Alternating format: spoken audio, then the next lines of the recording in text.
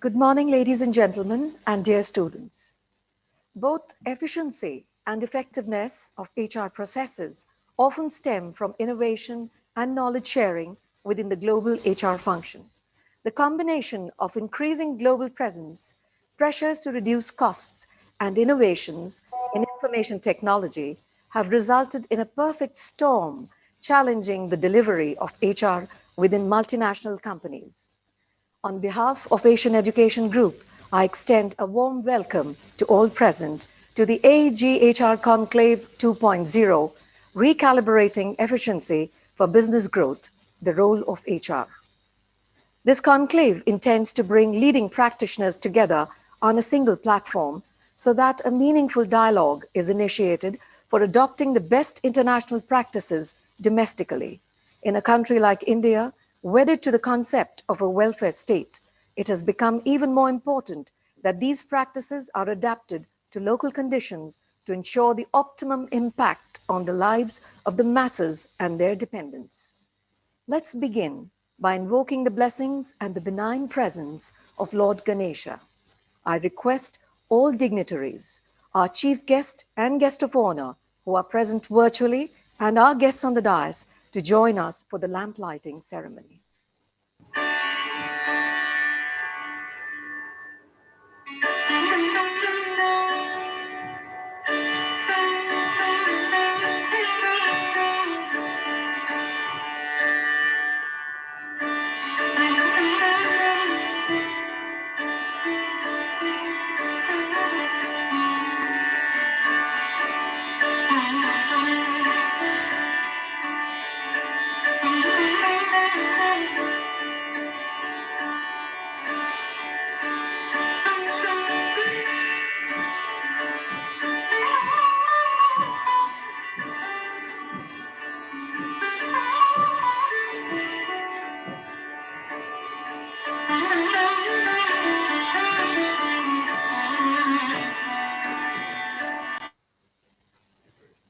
Let me introduce the illuminaries who are our revered guests today, beginning with our chief guest, who would be joining us virtually. Our chief guest, Mr. Prem Singh, the President, Group Human Resources, JK Organization. Mr. Prem Singh is the President, Group Human Resources, JK Organization, and also presently the Honorable President, National HRD Network, Delhi NCR Chapter, which is an association of professionals committed to promoting the HRD movement in the country, creating value for society. Prior to this, he has been President, Global Human Resources at Walkhard Limited, Vice President, Human Resources, Piramal Enterprises Limited, Head Human Resources and Administration at SR Steel Caribbean Limited, and has held several other positions. Mr. Prem Singh is a charismatic leader who leads by example and inspires others to deliver excellence. A very good human being with sound value systems, he is a professional with seasoned judgment and has a proven track record of handling challenging people management issues, fostering open dialogues, and striving with energy for stakeholders' success.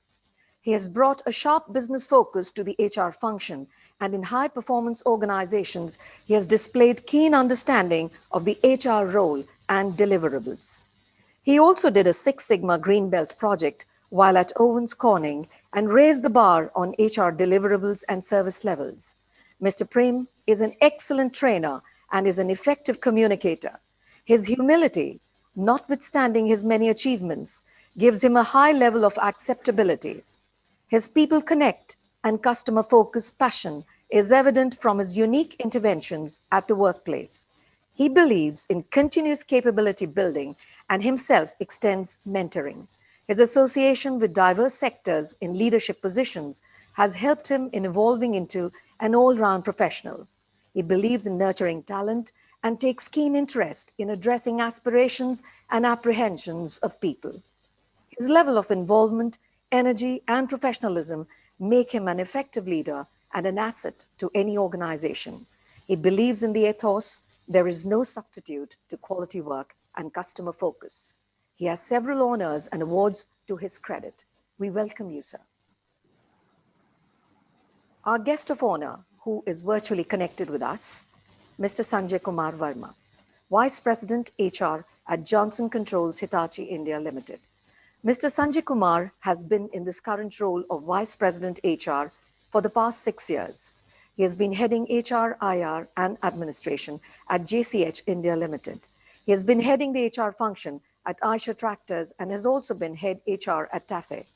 As General Manager and Head HR at Hitachi Home and Life Solutions Limited for almost 7 years, he has been heading the HR and IR function, handling all HR functions, talent management, performance management, retention, culture building, productivity, business HR, etc. As Deputy General Manager, based at the corporate office at Microlinks at Vapi, Gujarat, he has handled PMS, KRA's project, HRIS implementation, new HR systems, etc. He has learned Six Sigma Black Belt training by Wipro, worked on training of Six Sigma and DMAIC projects. Mr. Sanjay is known for being a very meticulous individual with a penchant for excellent detailing and possessing fine interpersonal skills. A learner with unquestionable integrity, a strategic thinker, and sincere professional, he is conceptually clear and maintains his unique style of workmanship in the HR arena. Having a strong sense of understanding human psychology and behavior, his friendly and candid attitude make him always approachable and available, equally at home in the corporate office as well as the factory shop floor. We welcome you, sir. On the dais with us, Dr. Anubhuti Dwivedi, Dean Academics, Asian Business School. Dr. Anubhuti is an academician with 19 years of experience in postgraduate teaching and research in the area of economics, business environment, entrepreneurship, and research methodology. She is a doctorate in economics and a double postgraduate in economics and management. She is trained in teaching of entrepreneurship by the Entrepreneurship Development Institute of India, a premier institute renowned worldwide in entrepreneurship development. Her national and international publications include 6 books, 18 research papers, and 2 cases. She has successfully completed an internationally funded research project by the New York University, Stern School of Business, and National Stock Exchange of India, and presented papers in various conferences at reputed institutes. She has been in various administrative positions where she has developed the institutional framework and has been at the core of conferences, seminars, FDPs, and MDPs while leading the team. She has been awarded with the Woman of Excellence Award by Business View magazine and recognized as one of the 10 most influential women leaders in Indian education by Higher Education Digest. Welcome, ma'am. Mr. Ravi Sharma, Dean Corporate Resource Cell. We welcome you, sir. May I request Dr. Anubhuti Dwivedi for the welcome address. A very good morning to everyone. It's my proud privilege to today welcome on this HR Conclave 2.0 at Asian Education Group our esteemed guests, the chief guest, Mr. Prem Singh, and our guest of honor, Mr. Sanjay K. Verma. It's actually a very enlightening opportunity for all of us to listen to these experts today and actually deliberate on the topic which is there for this HR conclave, that is recalibrating the business efficiency and the role of HR in that. When we see the history of how the policies of labor or how the policies of HR has evolved during these centuries, I must say. So when we begin with the labor theory of value, where labor was just considered as an economic asset, where the productivity was to be measured, and actually the Marx theory, which says that labor was exploited by the capitalists. So how we have come so far from that level where the labor was just an economic asset, which was considered as an expense, as a cost, and then how we turned to the, making it personnel management and then HR management.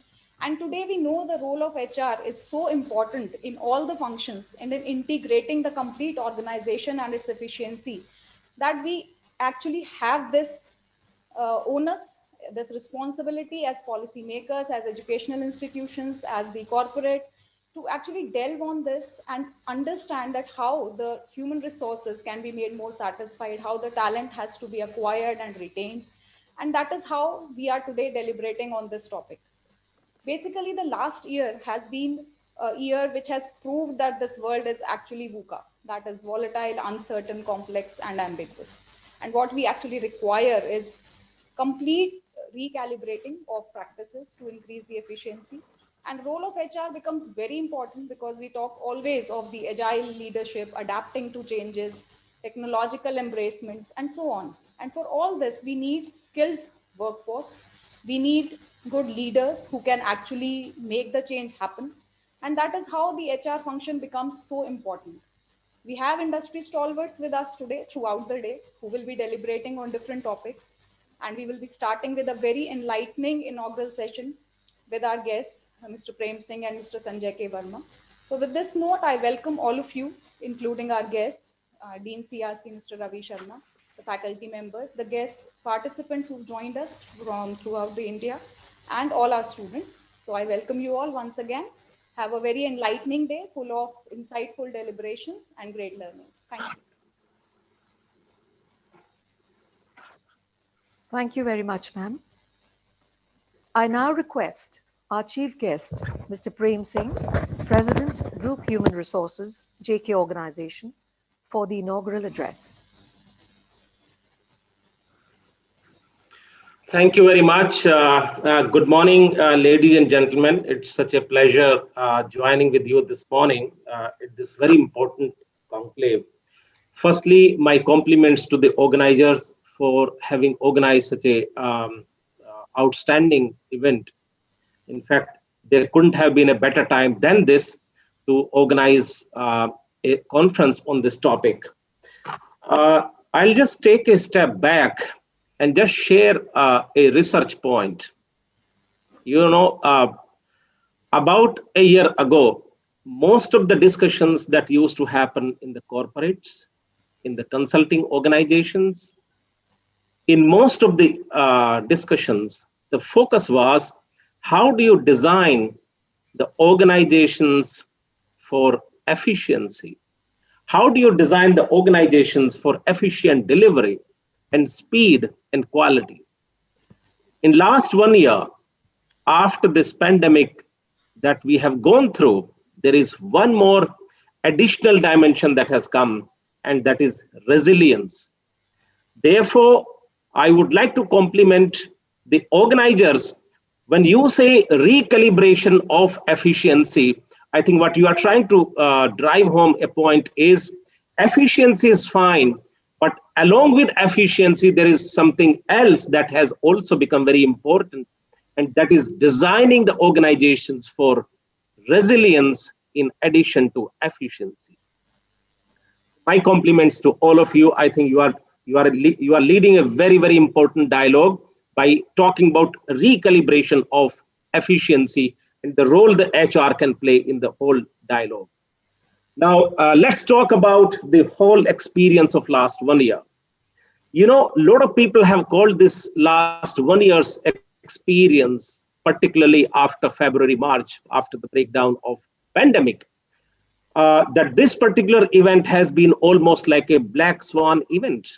Black swan event, for those of you who are students who may not have heard this, is that particular unprecedented, unforeseen event which kind of shapes the entire discourse in the future. Completely unknown, completely unprecedented, and something that you could not have thought about, you could not have planned about. And guess what? When the breakdown of pandemic happened, we all wanted to flatten the pandemic curve. Unfortunately, pandemic curve never got flattened up.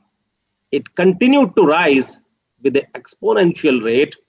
And unfortunately for all of us, for the entire humanity globally, the economic curve has got flattened down. In fact, it has gone downwards, right? So that's a biggest contradiction that we have seen. The pandemic that has been seen by us in last 10, 12 months was no longer a health shock alone. It was a health challenge for sure. It was a health shock for everyone. But beyond that, it was an economic shock.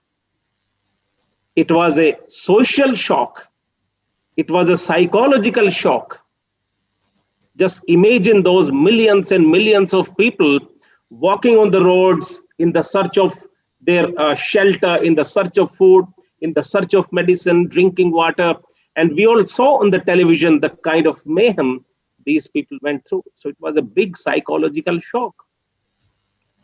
More than anything else, it was a very comprehensive shock the entire humanity went through. And therefore, the ask for now is, how do you come back and how do you come back stronger? Fortunately, and it's always the case, there is always the lighting at the end of the tunnel. Last 4 or 5 months have started looking up, and last 4 or 5 months have started looking better in terms of economic growth, in terms of demand and supply chain management, in terms of customers coming back, and in terms of people trying to do things in a different manner. In fact, a lot of norms of working have been changing. Nobody thought that large number of people could be working out of homes. And today, we are not only talking about working from homes, we are talking about working from anywhere. And the entire thought about leadership has gone a tremendous change. We are no longer talking about a strong leadership anymore. We are talking about compassionate leadership, leadership based upon empathy, understanding, trust, humanity, leadership based on humility, and all of these in a very agile manner. Therefore, in the future, you will not be talking only about productivity, profitability, efficiency alone. Those are taken as given. What you are going to see people talking about is, how do you design organizations for agility? How do you design organizations for compassionate leadership? How do you design organizations for resilience so that organization remains shock proof, organization remains ready to take on any such potential challenges? Let me talk about another dimension. We all have been living through the era of a very significant climate change. And there is a study which says that there is an enormous amount of challenge that corporates and the organizations are likely to face in the future. And the occurrences of such events, I'm not saying of the same magnitude, but maybe of a different magnitude, could be even more frequent. I mean, look at it this way. Look at the data about climate change. Look at the data about global warming. Look at the data about what's happening globally. The whole focus on the green and clean technologies is actually arising out of the whole concept of sustainability. How do you make sure that whatever we do, we are not only achieving efficiency and productivity today, but we are also ensuring that we are doing it in a very sustainable manner. Therefore, the leadership will have a large role to play in terms of not only achieving efficiency and productivity today, but also ensuring that you are doing it in a very sustainable manner. And therefore, the responsibility of leadership will not be only to the organizations, will be largely to the wider section of stakeholders, right? Coming back with respect to what you do with the people, there is a whole concept of inspiring trust, inspiring confidence in the people. I think the biggest focus the leadership has today is, how do you galvanize the energy of people? How do you mobilize the mental strength of people to fight the current situation and coming out stronger? That is where leadership is going to play a very big role, and HR has a very important role to play in driving the whole agenda. Let me just take a example just to drive home a point. The biggest role leadership at this point in time, at any such point in time, can play is connecting with the people, inspiring confidence, touching upon the enormous mental strength people have. And let me just give an example of a classical story of Michael Jordan, which talks about the mental strength, the power of thinking, the power of possibility. And I think what we need today in the organizations is the whole concept of power of possibility. And leadership has a strong role to play to drive that point of power of possibility. I'm sure you would have heard this name of Michael Jordan. Michael Jordan, very famous basketball player of US. Michael Jordan had a very tough childhood. He did not have adequate money to go to school. His father could not afford his schooling, and he had to contribute to the entire economic efforts of the family to earn bread for rest of the family members. And he used to assist his father. One day, Michael Jordan's father brings one shirt to him and he hands it over to Michael. Michael, can you sell this shirt for $1? It's a very ugly looking shirt, not looking good at all. And on the very look of it, Michael Jordan said, well, Dad, who will buy this shirt for $1? It's looking so ugly, it's not even clean. Michael Jordan's father said, Michael, well, you think what you want to do. It's all in your mind. If you think you can, you will try to find a way out. Michael got a hint. He washed the shirt, ironed it properly, wrapped it up, and went to the nearby municipality market. And he stood there for a couple of hours. And some of the passers-by gave a look, some did not. But after some time, after some efforts, and after some persuasion, he was able to sell the shirt for $1. He was very happy. For the first time, he realized the power of possibility, the power of thinking. He came back home.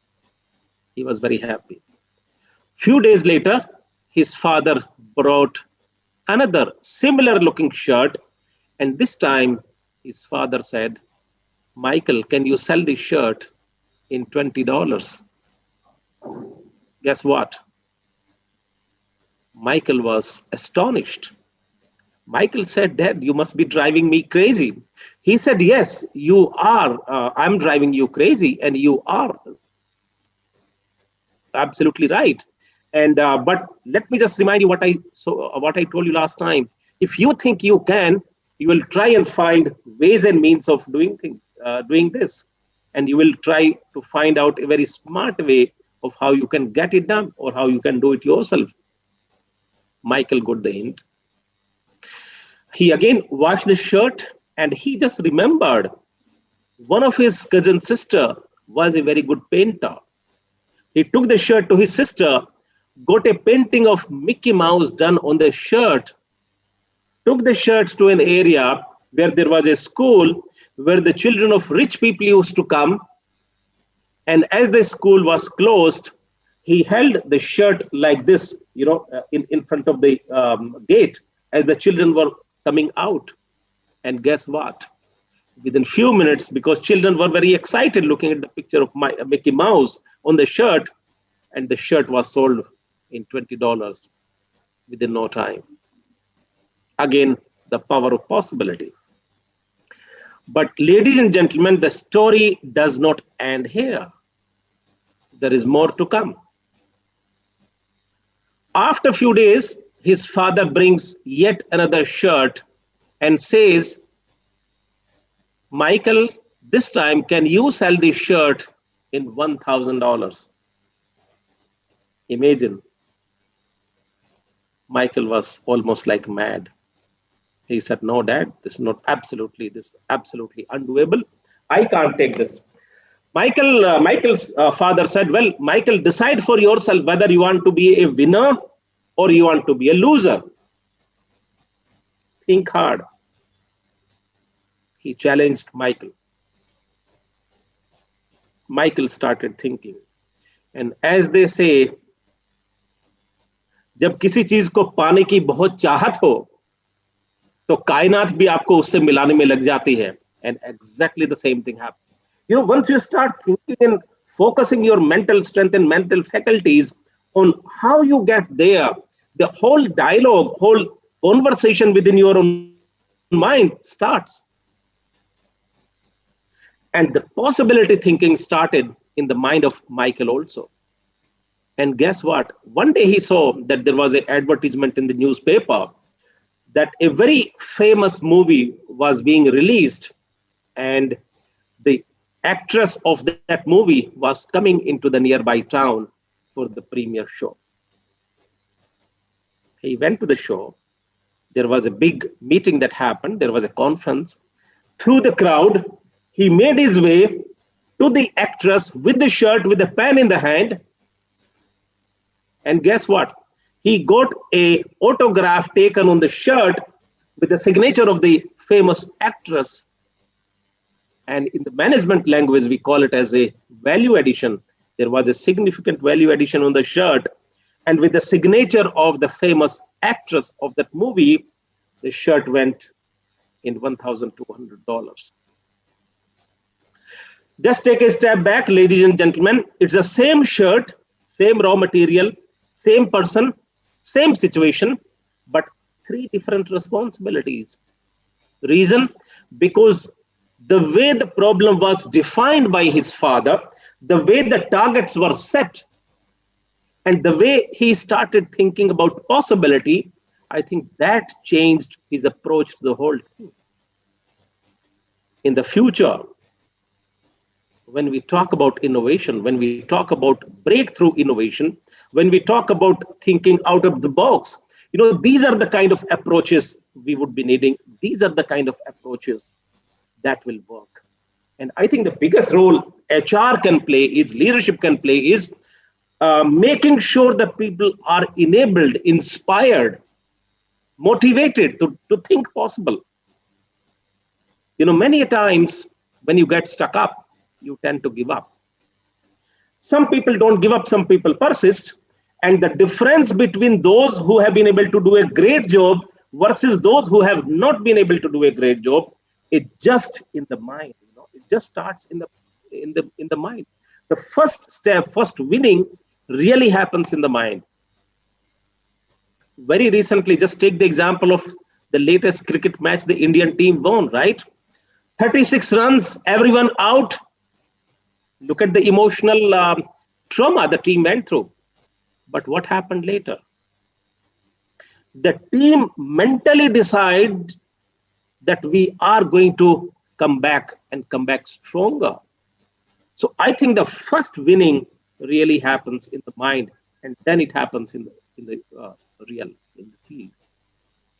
That's a classical example.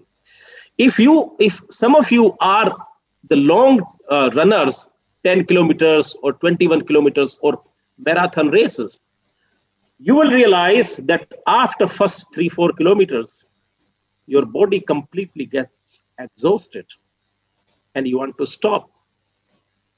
You don't want to run. But after certain times, after 3-4 kilometers, a stage comes when it is not your body that is running, it is your mind that is running.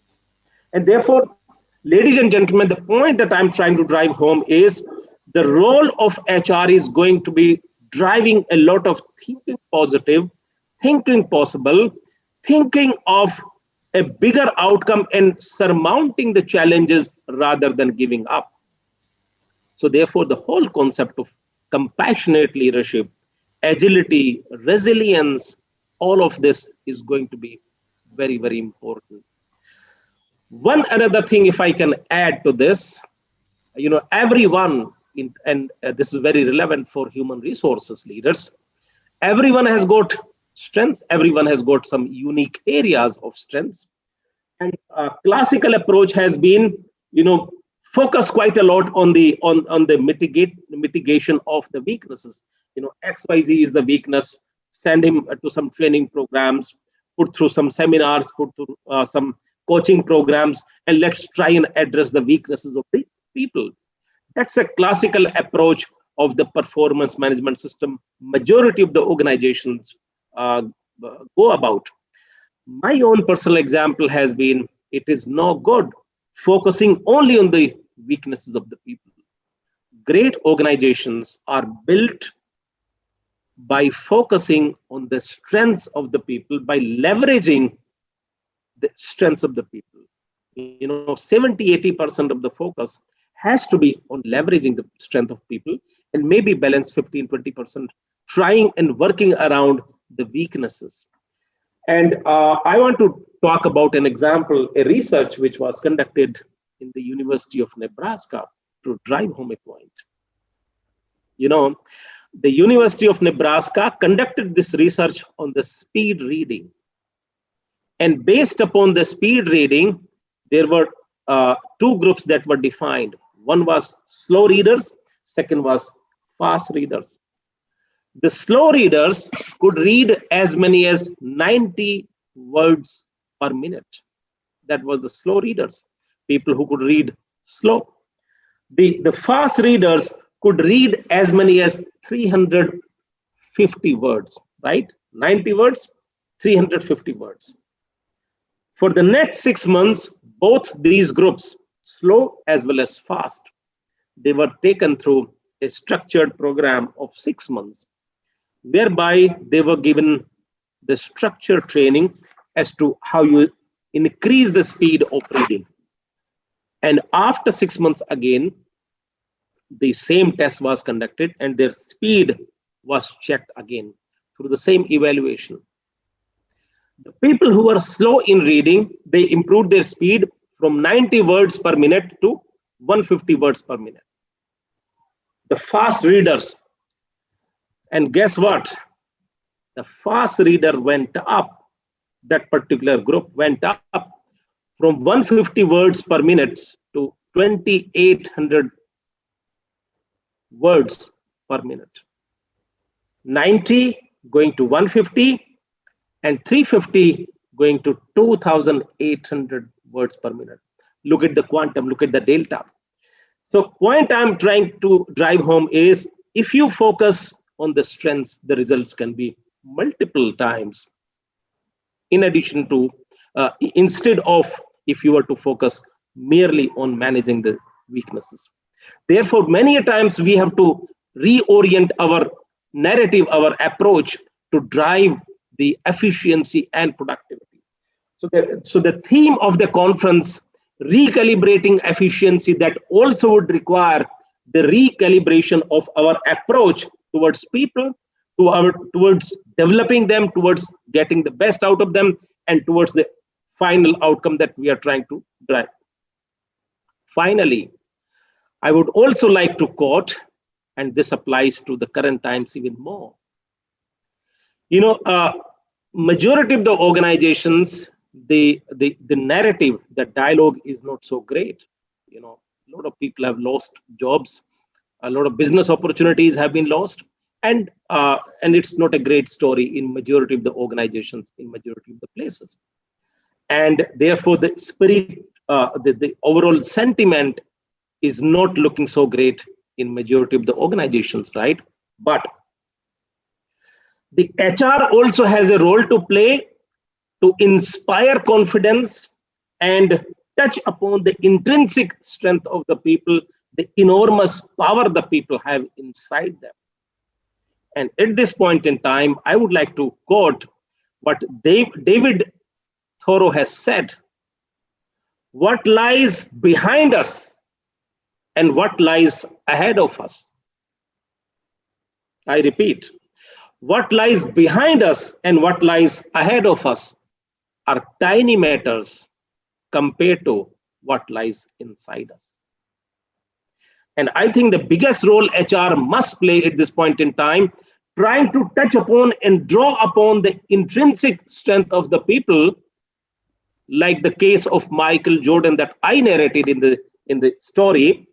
I think we need to play that role, and that's a undefined role, but very important role.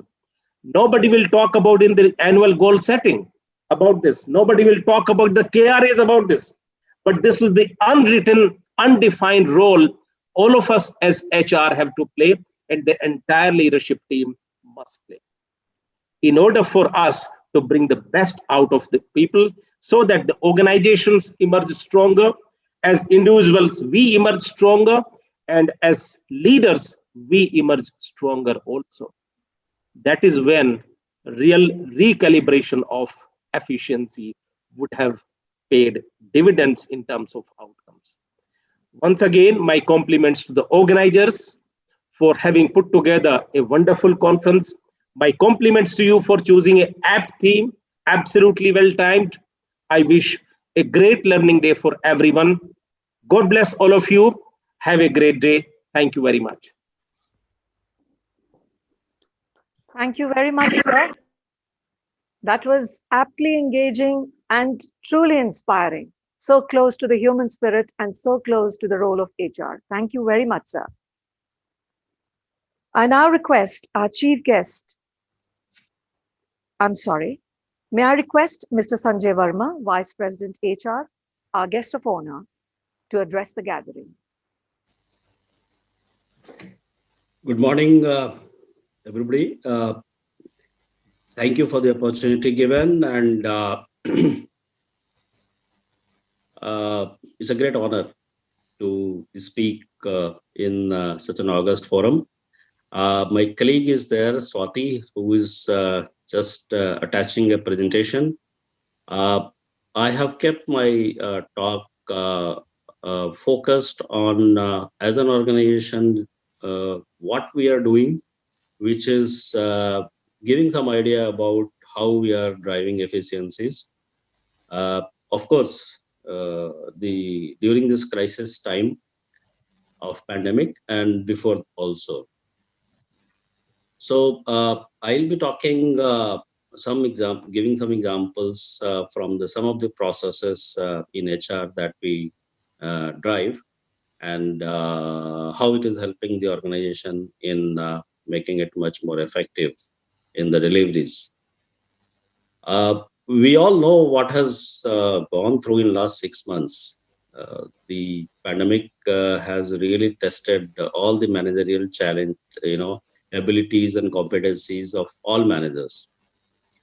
When the lockdown started, we were one of the worst hit organization, because we are into air conditioning business. We are a joint venture between Johnson Controls and Hitachi, and we sell Hitachi ACs in India.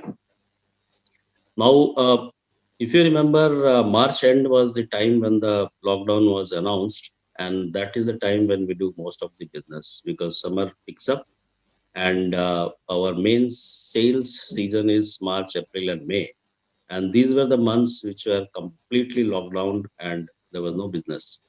So we were one of the worst hit companies, and in such scenario, it was a tremendous pressure on the financials, and the challenge was how to revive the business.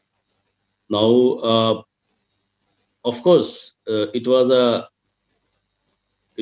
crisis, and what I'm going to present to you is not the responses for this crisis. Of course, we had our entire business continuity program in place to handle the crisis, but some of the aspects which I will say keeps the organization to sustain such crises in terms of driving the efficiency, where HR plays a role.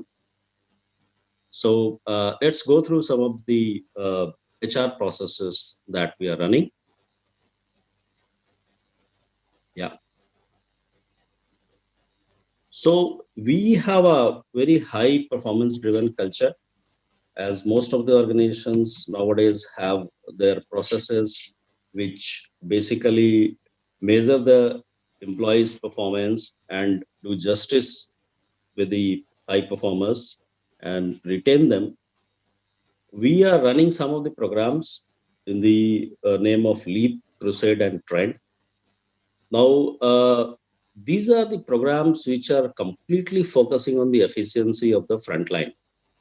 Now, in any organization, what happens? The people who are meeting the customers, the employees who are making the machines, your real frontline is one of the most important touch point or aspect which needs to operate at the highest efficiency. So what we do, we run the programs which take care of the frontline sales people's efficiency. We are a channel driven company, so we do programs to increase their efficiency, how to improve the channel management, And these all programs are driven by coaching and also on the job training. We have a lot of sales demonstrators who sell ACs in the showrooms. Now, these are the real frontline who are in touch with the customers. Now, their efficiency is extremely critical for the survival of the business and the growth of the business. Because who gets the sale? The customer is completely influenced by the interaction which is done at the front line, at the showroom, by these people who are mostly off role. They're not even permanent employees of the organization. So we have taken a lot of measures to drive their efficiencies, measure their efficiencies, provide them the inputs in terms of training and development, and throughout the year keep on working with them. Our HR team, L&D team, and our go-to-market teams, they work together to ensure that these boys and girls who are in the showrooms doing a lot of hard work, standing throughout the day and late evenings in the showrooms and making the sale happen, they are highly efficient and they are also highly motivated. So next is we also do some programs for our workers. Now the operators that we have in the plant, they have a tough job because they are also in the tough conditions working on the shop floor throughout 8 hours shift.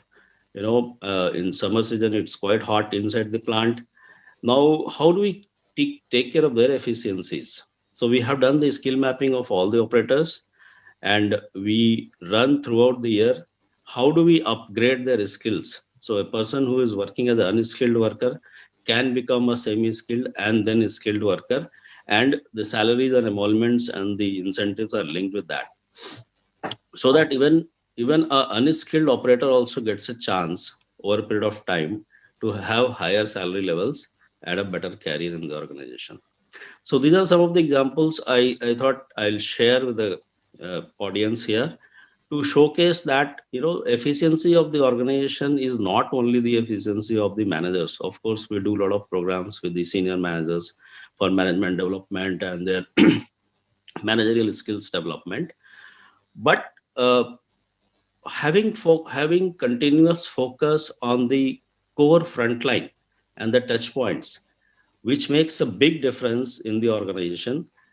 We keep tracking what is happening, how much is the per pro production, how much is the per person sale, how much is so all that HR analytics also is done by the team, so that we are working hand in hand along with the business teams to take correct decisions.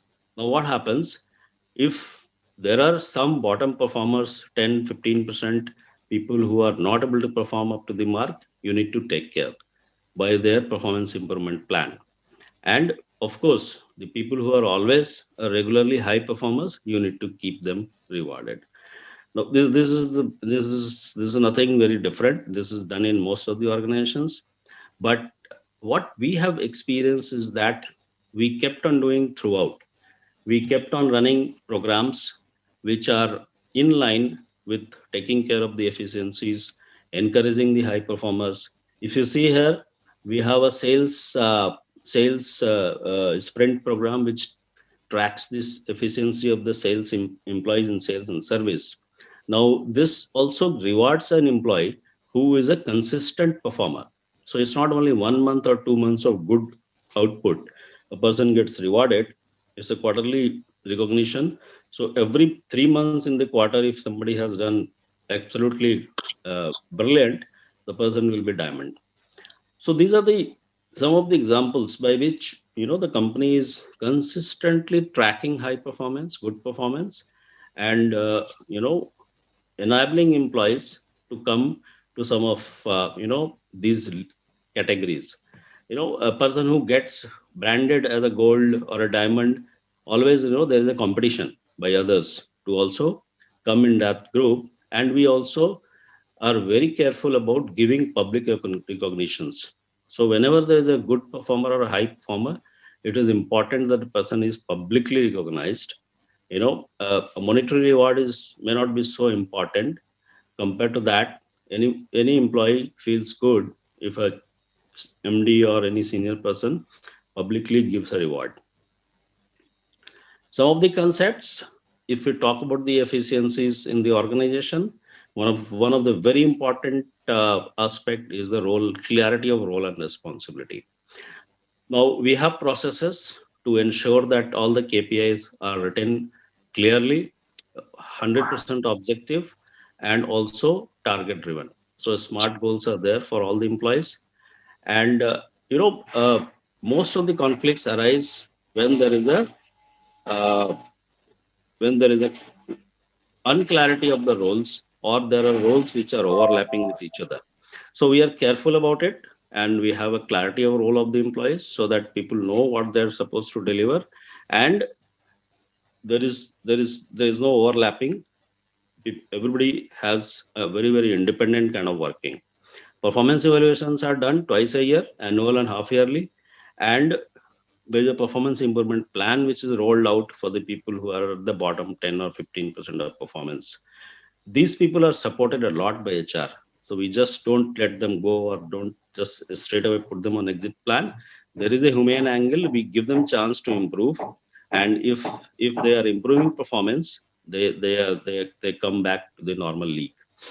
So these are some of the aspects. Also, alignment of the individual goals and organization goals is very important. If any individual, brilliant individual, high performer as an individual is not at all the best thing for the organization. You may have so many brilliant individuals as an individual contributor, they may be adding a lot of value. But what is important is, as a team, what happens as a team, how that particular function, or how that particular team performs. So it is important that the individual goals are aligned with the organization team goals, department goals, and the organization goal. And we have processes to ensure that the organizational goals, are cascaded down the line. So it is not that every function or every individual is working in a different direction. It is very important that everybody is aligned towards a common goal. Next. We have organization talent review process. So the organization talent, just one slide back. Sorry. See, the organization talent review process is a very important process which is done once in a year, and you would have heard about it, the 9 box process. So basically, your performance and potential both are measured. Performance in terms of either inconsistent, meeting expectation, or exceeding, or outstanding. So on the other axis, we have potential measurement, which is done through assessment centers and the other kind of assessments by the leaders. Now every employee is mapped here. So if you are in a ninth box in this 9 box, if you are on the number 9, you are the best in best. So 7, 8, and 9, these are the box category employees who are the best employees. Maybe around 20% employees fall in these categories, and we need to really take care of them in terms of the hyper process, and give them a good growth and keep them motivated. Now, the trouble areas are 1, 2, and 3 boxes. So these are the areas, these are the employees who needs to be continuously monitored for their potential and their performance. And if there is not much improvement, sometimes you may have to get rid of them. Now, the middle ones are the consistent, loyal people who are working hard, and most of them will be there for a long time. So they are also very, very important. Now, we are very careful about balancing. You can't have all the credit going to the only 20% top performers, because of course there will be brilliant performers, there will be top performers, but in any organization, around 60% of the people who are in the middle category are consistently doing their job, are also equally important. So we take care of their training and development, we take care of their career plan also, and we also treat them equally in terms of keeping them motivated. So these are some of the processes by which the efficiency management, I would say, is a is an ongoing process for a long term. Now we have been doing all this uh, since long, and as a result, what happened when we were hit by such a big crisis in the peak summer season when we lost the sale completely, and it was very difficult in terms of survival. The employees who have gone through all these processes, they were very very motivated to come back to the business the moment we went for the restart. Of course the restart was challenging. We had to take care of a lot of protocols, lot of safety issues, but we were one of the first organization to restart the business in the end of April when we got the permission to start the factory. And the enthusiasm was very visible because if an organization is conscious about taking care of employees in the bad times as well as good times, when there is a crisis, the all these employees definitely pay back. They show the resilience and they also show the affection towards the organization. That is very critical today, because it's not only give and take money relationship. HR has to ensure that the relationship which is built between employee and the organization is like a family. So in terms of bad time or in terms of crisis, all the family members are together, and they ensure that the crisis is handled together. In good times, of course, all of us enjoy it together also. So these are some of the examples. Next. We have been working on diversity. I thought I will mention this point here because diversity is very important, and it gives a kind of a satisfaction to all of us in terms of uh, doing something for women empowerment. We Our plant is in a remote area in Gujarat, so it's not easy for females to work in this kind of locations, but we have done the scale up of the numbers, and some of them are working at senior levels, and we are very proud to say that we are almost double in 4 years.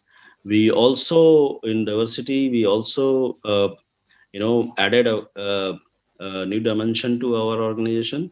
We recruited female operators, so our plant was not having any female operator. Today we have 250 female operators who are working in the plant, and they are doing a great job. Now maybe looking at their efficiency and their discipline, their commitment to the job, it looks like we should have more number of female operators. It helps in terms of maintaining the discipline, output, as well as the I think they have a much more zeal to work and perform better compared to their male colleagues. So these are some of the examples how we are taking care of the issues of being conscious of efficiencies throughout the year. Always it helps when there is a crisis. If employees are motivated, they have been trained properly, they have been taken care, they really give back to the organization. We also do CSR activities in our plant area. So this is the social connect that we have. Now, how it helps? It helps in terms of having a good credibility of the organization, and also it it really helps in extending the benefit to the needy people, to the really needy people. So all the CSR activities we do directly. We don't outsource it, and we don't give the money to any agency. We make the toilets ourselves. We make the school buildings. We have done the classes for the on the air conditioning technician courses with the ITIs. So all these initiatives helps us in again driving some of the efficiencies and employability at the village level in the plant area. And many of these young boys and girls, they get trained and they come back and work with us. So this was some of the examples of Johnson Control Hitachi, how we are careful about efficiencies, efficacies, human relations, the balancing factors, and as well as our social responsibilities. Now, it has been a tough time. Uh, the crisis seems to be getting over. Market is coming back to little normalcy, and hopefully, the summer season is coming, and this year we will be able to have good business. Already, in terms of the revival, looks like the revival is there. The business is back in October to December quarter. We have done better than last year. Uh, the sentiments are very positive. So let us hope that by keep keeping the drive on efficiencies and keeping the morale up of all the employees, you know, uh, when the growth starts higher, the returns also will be much higher. We are very thankful to the institute to give us this opportunity to showcase some of the ideas of the organization, and any student or faculty members who would like to understand more about our company or interact more with us in future are most welcome anytime. Thank you very much. Thank you. Thank you very much, sir. That was beautifully expressed how your organization stretches out to inspire and motivate your employees. And now, Asian Education Group truly expresses its gratitude to our dignitaries for today for accepting our invitation and taking out precious time from their busy schedule to grace this HR Conclave inaugural at Asian Education Group. Their gracious presence and thought-provoking, engaging talk has made the event memorable. We would like to honor and present mementos to our guests. Our chief guest, Mr. Prem Singh, President, Group Human Resources, JK Organization.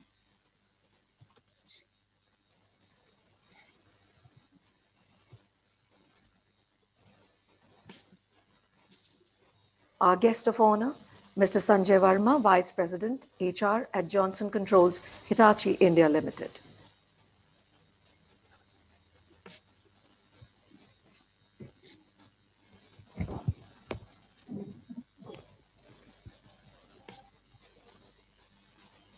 And now, as we come to the close of the inaugural ceremony, I would request Mr. Ravi Sharma, Dean Corporate Resource Cell, to deliver the vote of thanks. Good morning, everyone. Firstly, I would like to thank Shri Prem Singh ji, Shri Sanjay Kumar Verma ji for sparing his valuable time uh, and gracing us with their presence virtually on the second HR Conclave of Asian Education Group. Uh, you have actually set the right pace for the entire conclave, and you have rightly mentioned that a lot has to happen in terms of adapting ourselves with the new change which we are facing today. Uh, I'm also thankful to all the participants from various colleges, industry delegates attending this conclave, and all the speakers who would be speaking in the entire day today for accepting our invite and actually, uh, enlightening everybody else, all of us to set the right pace and also guiding us that what should be happening in terms of upscaling the employees, how we should be acting to these challenges, followed by some legal experts also joining in the last session. I would like to just close on a note that rather than request to all the HR fraternity that what we believe and we feel that whatever we do in our environment. It is important that we should also teach to our employees that how they can be environment sensitive, because we cannot be anti-environment in terms of doing our businesses. Shri Premji mentioned very well that there are certain expectations that because of climate change, so there has to be business models, there has to be initiative from HRs, so that we are making people aware about being sensitive to our environment, so that everything goes well and we don't face COVID kind of challenges, possibly not in future. Thank you very much once again for to everyone of you for being part of the inaugural session, and let's look forward to rest three sessions. Thank you so much. It was a delight to have you all here. Thank you all for your presence. Thank you. This conclave is segmented into 3 panels, which will follow after this. Beginning at 11:30, the first panel discussion, which is upskilling in challenging situations and retaining talent through employee engagement, followed by the second panel at 1 p.m. and the last one at 3 p.m. Thank you very much. A very good morning to all of you and welcome once again to the HR Conclave 2.0 hosted by Asian Education Group with the topic Recalibrating Efficiency for Business Growth. As we are commencing with the first panel discussion to ignite your minds with immense amount of knowledge, we have very renowned members and industry experts as speakers for this panel discussion. They will surely share their thoughts and knowledge on the theme upskilling in challenging situations and retaining talent through employee engagement. Well, one fact that we all would agree to is that in these challenging conditions, the COVID scenario, industry would not have survived the change with just business strategies, but also by helping their most valued resources, their employees, retain, sustain, and develop through the change. To take the insight on the same, we have amongst us our guest speakers for this panel discussion. Our first panelist or the speaker for this discussion is Mr. Ankush Arora. He is currently working as the Senior Vice President and Head Human Resource at Grofers.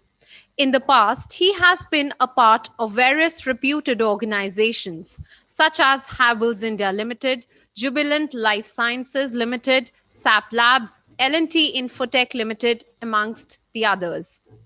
He has worked on various functional areas of HR such as employee development, organizational development, employee engagement, people development, etc. during his career. We welcome you, sir, at Asian Education Group. Thank you so much. Our second speaker for this session is Ms. Pallavi Gautam, Talent Partner, Tata Medical and Diagnostics Limited. She expresses herself to be a millennial human resource professional who holds a deep experience in HRBP, talent acquisition, and talent management. Her strength includes hire to retire, employee life cycle management, and HR analytics. She holds a strong record of building relationships with internal as well as the external local stakeholders, and she has supported a variety of initiatives in matrixed and VUCA work environment. She has worked with various organizations such as Abbott, Takeda, People Strong, Baxter International, and Quadrangle, to name a few. We welcome you, ma'am, to Asian Education Group. Our third speaker for this Thank you so much. Our third speaker for this event is Dr. Ankita Singh. She is the Senior Vice President and Global Head of HR at Signix. Datamatics, she has over 19 years of progressive experience in managing and leading various aspects of human resources spanning across high-paced business domains of ITES. She holds a PhD in management and is a gold medalist in BBA as well as MBA. Her expertise includes transformational change management and M&A initiatives. She has backed herself with various recognitions: CHRO of the year 2020, 2019, 18 and 17, Women Personality of the year 2019 and 18 by Femina, Business Person of the year 2020, Most Influential Corporate Personality 2019, to name a few. She has been ranked amongst Forbes India's top 100 great people manager by GMI India. And when I viewed her profile, there were 61 most reputed and recognized awards there mentioned as well. With great gratitude, we welcome you, ma'am, to Asian Education Group. Thank you so much for a warm Our welcome. fourth panelist shall be joining us soon. On the dais amongst us, we have here Dr. Maroof Ahmed Mir, Dean Asian School of Business. Dr. Maruf Ahmed Mir is working as Dean and Associate Professor with Asian School of Business, Noida. Sir is a PhD in Finance from the Department of Business Administration, AMU. He has completed his MBA in Finance and Accounts from AMU Aligarh and is a UGC NET qualified in management. He has overall experience of 11 years and he is a recipient of Best Researcher Award by IITM Gwalior. He shall be the moderator of this panel discussion today. On the dais, we also have amongst us Dr. Shweta, who is a doctorate in management and is currently working as associate professor and dean examinations in Asian Business School and Asian Education Group. She is an HR professional with a rich experience of more than 11 years in corporate and educational industry. Prior to this, she has worked with the various B schools. We welcome you, sir and ma'am. And with this, I would request our moderator to please take the session forward. Over to you, Maru, sir. Good morning, everyone. Mr. Ankush Arora.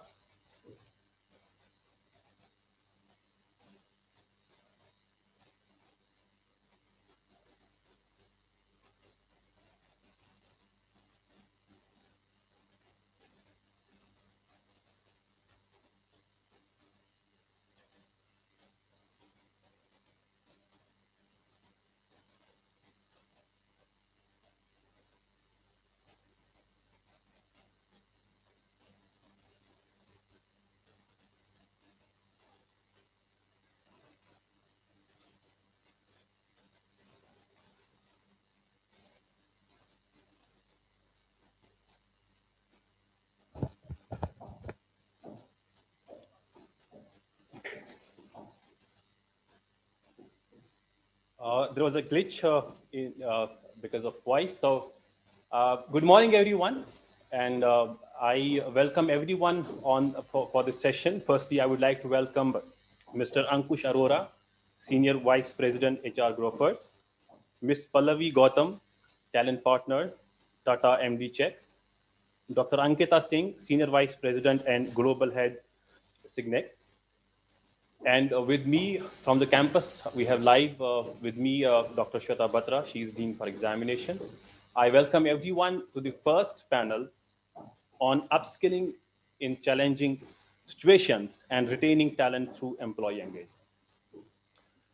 Students and the guests who are live, this topic is actually the topic of the year we have seen over the situation since January 2019. Now, this topic has been always, a case not only for the employees, but also for the employers, for the government. Because if we look at the reports, in the beginning only, it was expected from International Labour Organization and ADB, which is Asian Development Bank, they said that the jobs will be cut by 4.1 million in India itself. And now we can see, if we look at the figures, it started with 6% of the job cuts, followed by 23 to 24% during the times of April, May, and June. Though now the jobs have decreased, in terms of the retention, we have increased the number of jobs, and unemployment has gone down from 24% to 6%. But we still have the challenging situation. So it's important to understand for the organizations and for the employees also, and in fact for the government also, to understand how do we uplift the skills. Because we need change. If we look at few of the sectors, including the pharmaceutical sectors, the IT sector, in fact, the hospitality sector, so there is huge change. Like if we talk about IT and pharmaceutical sectors, there is huge growth. And if we talk about other sectors, there were a lot of employees who were fired. But there are some organizations who have actually taken advantage of the situation by enhancing the skills of the employees. And in order to enhance the skills as per the requirements, there were more and more recruitments in some sectors. So that is what we will be discussing today. We have the best of the experts from the industry who will be discussing all these things. Now, before we start, I would like to just brief you about how do we go about this session. Our four guests will be speaking one by one for around 8 to 10 minutes. And then it will be followed by a brief conclusion. And then we will have question and answer. I'm sure students have already shared the questions, and we will take few questions depending on the availability of the time. Now, to start with, I would request Mr. Ankush Arora, Senior Vice President HR Group first, to briefly discuss and the topic for around 8 to 10 minutes and highlight the issues and the challenges which we have come across in terms of retaining the employees, in terms of enhancing the skill set of the employees. Over to you, sir. Thank you so much, Dr. Maru, for setting the context. Well, learning and development, employee engagement, retention has always been, the core of what we HR professionals strive for. And I think because of this difficult year that we had, 2020, the difficult situations that you highlighted, people losing jobs, right, and the economy going for a turmoil, it actually highlighted the importance of these things, that how critical these initiatives, how critical these core processes are, not just for any HR professional but also for the overall organization as a whole. And that is where I think your strengths as an organization really came out during this pandemic situation. And key to that was that how invested the organizations are going to stay in driving the L&D initiatives. Like, I've seen many organizations in the haste of doing cost cutting, the first thing that they stop is all L&D initiatives. And I think that is what differentiates a great organization from a run-of-the-mill organization, that good organizations, great organizations never ever stop investing in developing people. And what 2020 did to us was that overnight, organizations had to think over that their business models need to be transformed. Typically, a change in business model, change in working environment takes, a month, maybe a year or so, But we had scenarios where, practically the entire country going into a lockdown, organizations had to revisit their strategies practically overnight. There were organizations, their revenues dipped to practically zero overnight. Classical examples being the travel and tourism industry, right? So organizations had to invest in people. Organizations had to really, really strategize their new ways of working, new business models, right? And I'm very happy to see that, lot of organizations had put costs at the back burner. They were not really worried about cost. Yes, every organization was worried about solvency to an extent, but we were not blindly cutting costs. A lot of organizations started investing in people. The adage that we have in HR is about, unlearning, learning, and relearning, right? That actually came to the forefront. Now you have a situation where a lot of business changes are happening, business models are being revisited, business strategies are being reworked upon, so you started developing people with new skills. You started developing people for the skills of the future.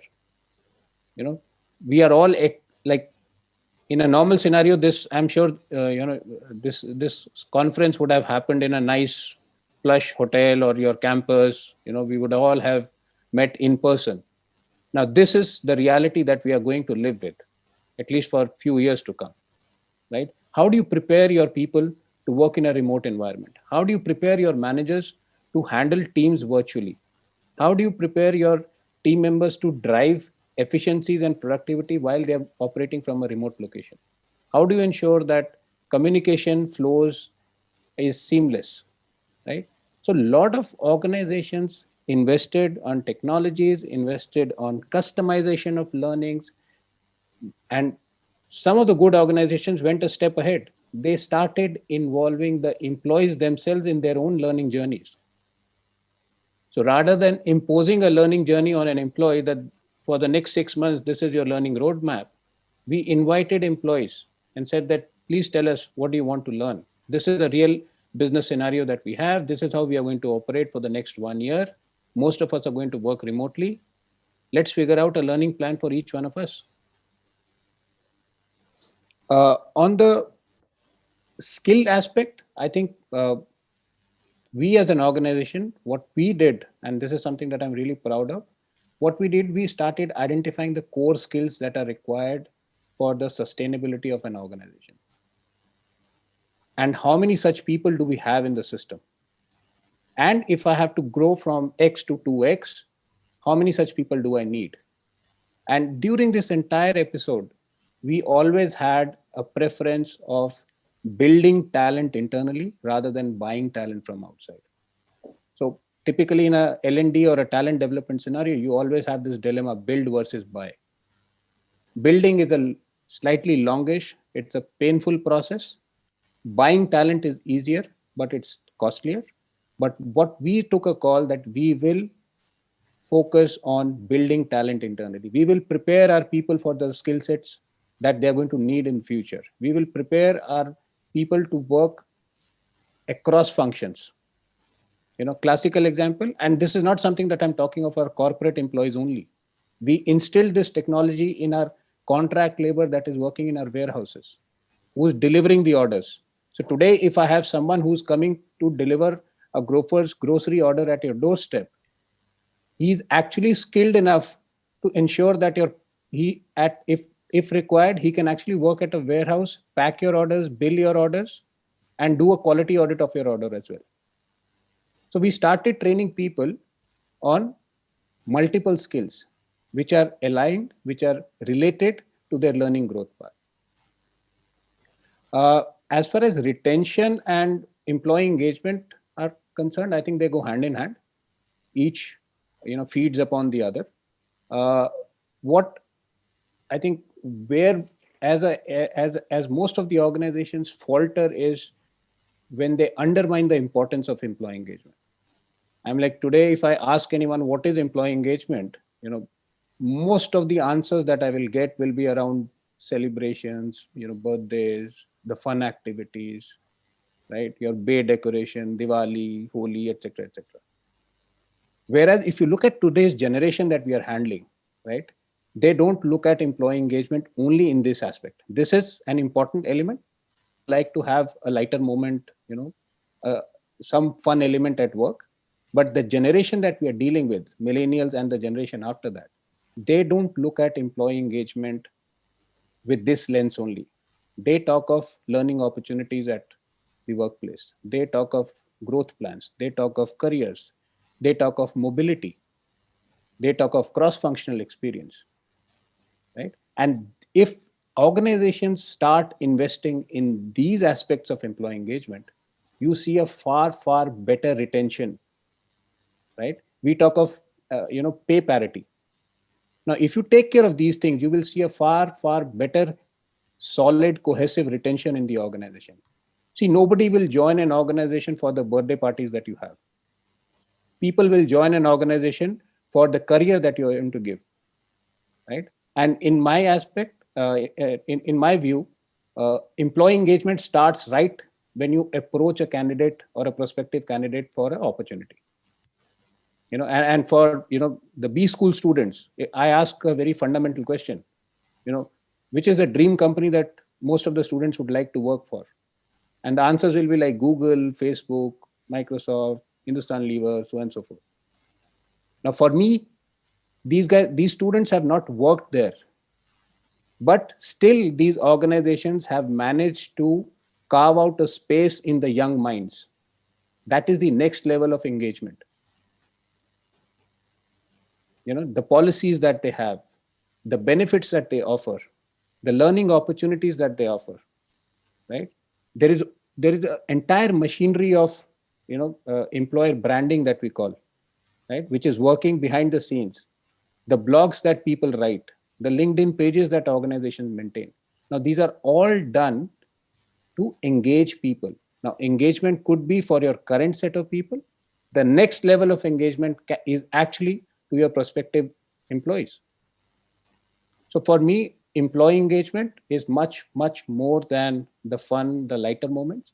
It has to be taken into a lot of serious dimensions. Like I said, career planning, your, the role enhancement, the progression that you offer, the learning opportunities, what kind of problems, challenges you are throwing at your people to solve them. And today's generation is far more interested in seeing the impact of their work on the community at large. Like we at Grofers very strongly believe that if we are able to maintain a certain level of customer satisfaction, we are impacting the community at large by empowering people with savings. Our customers are valued customers. We call them the motorcycle families because they value the 3,000 rupees per month grocery saving. And that 3,000 rupees can be used for buying things for their kids or their monthly savings. Right? For us, that is the community impact that we are having. So these are some of my thoughts around employee engagement retention. I will be more than happy to listen to the views of other panelists and maybe answer a few questions at the end. Thank you so much. Yeah, you rightly, sir, highlighted the need of what we call the latest definition of employee engagement, which involves the growth plan for the employees, pay parity, learning opportunities. So we talk about next level of engagement. Wonderful. It was really nice to hear the things which are the need of an hour. Now, may I request Dr. Ankita Singh, Senior Vice President and Global Head, Signex, please highlight the issues and throw the light on the topic. Over to you, ma'am. Thank you. Thank you so much. I think Ankush has beautifully covered almost all the aspects, but I'll just add on because I do not differ a bit with what he has just presented. So probably I'll just try to add on. When we talk about the situation or scenario when things are very uncertain, like if at all we are primarily covering the COVID time, when everything is vague, directionless, there's no clarity.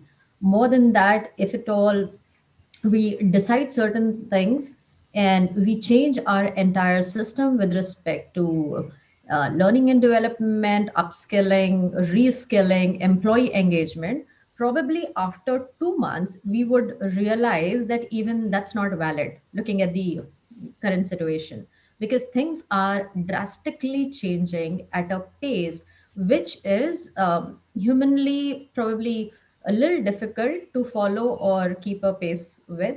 So what each organization, when we are talking about upskilling or reskilling, what each organization has done in the time of COVID is they accepted the fact that things are changing and that things are changing in a very dramatic way. They started identifying what is required for the recovery mode before they actually could switch to sustainable uh, mode or model. Now, I'll just try and avoid the repetition because, as I said, very valid points have been covered.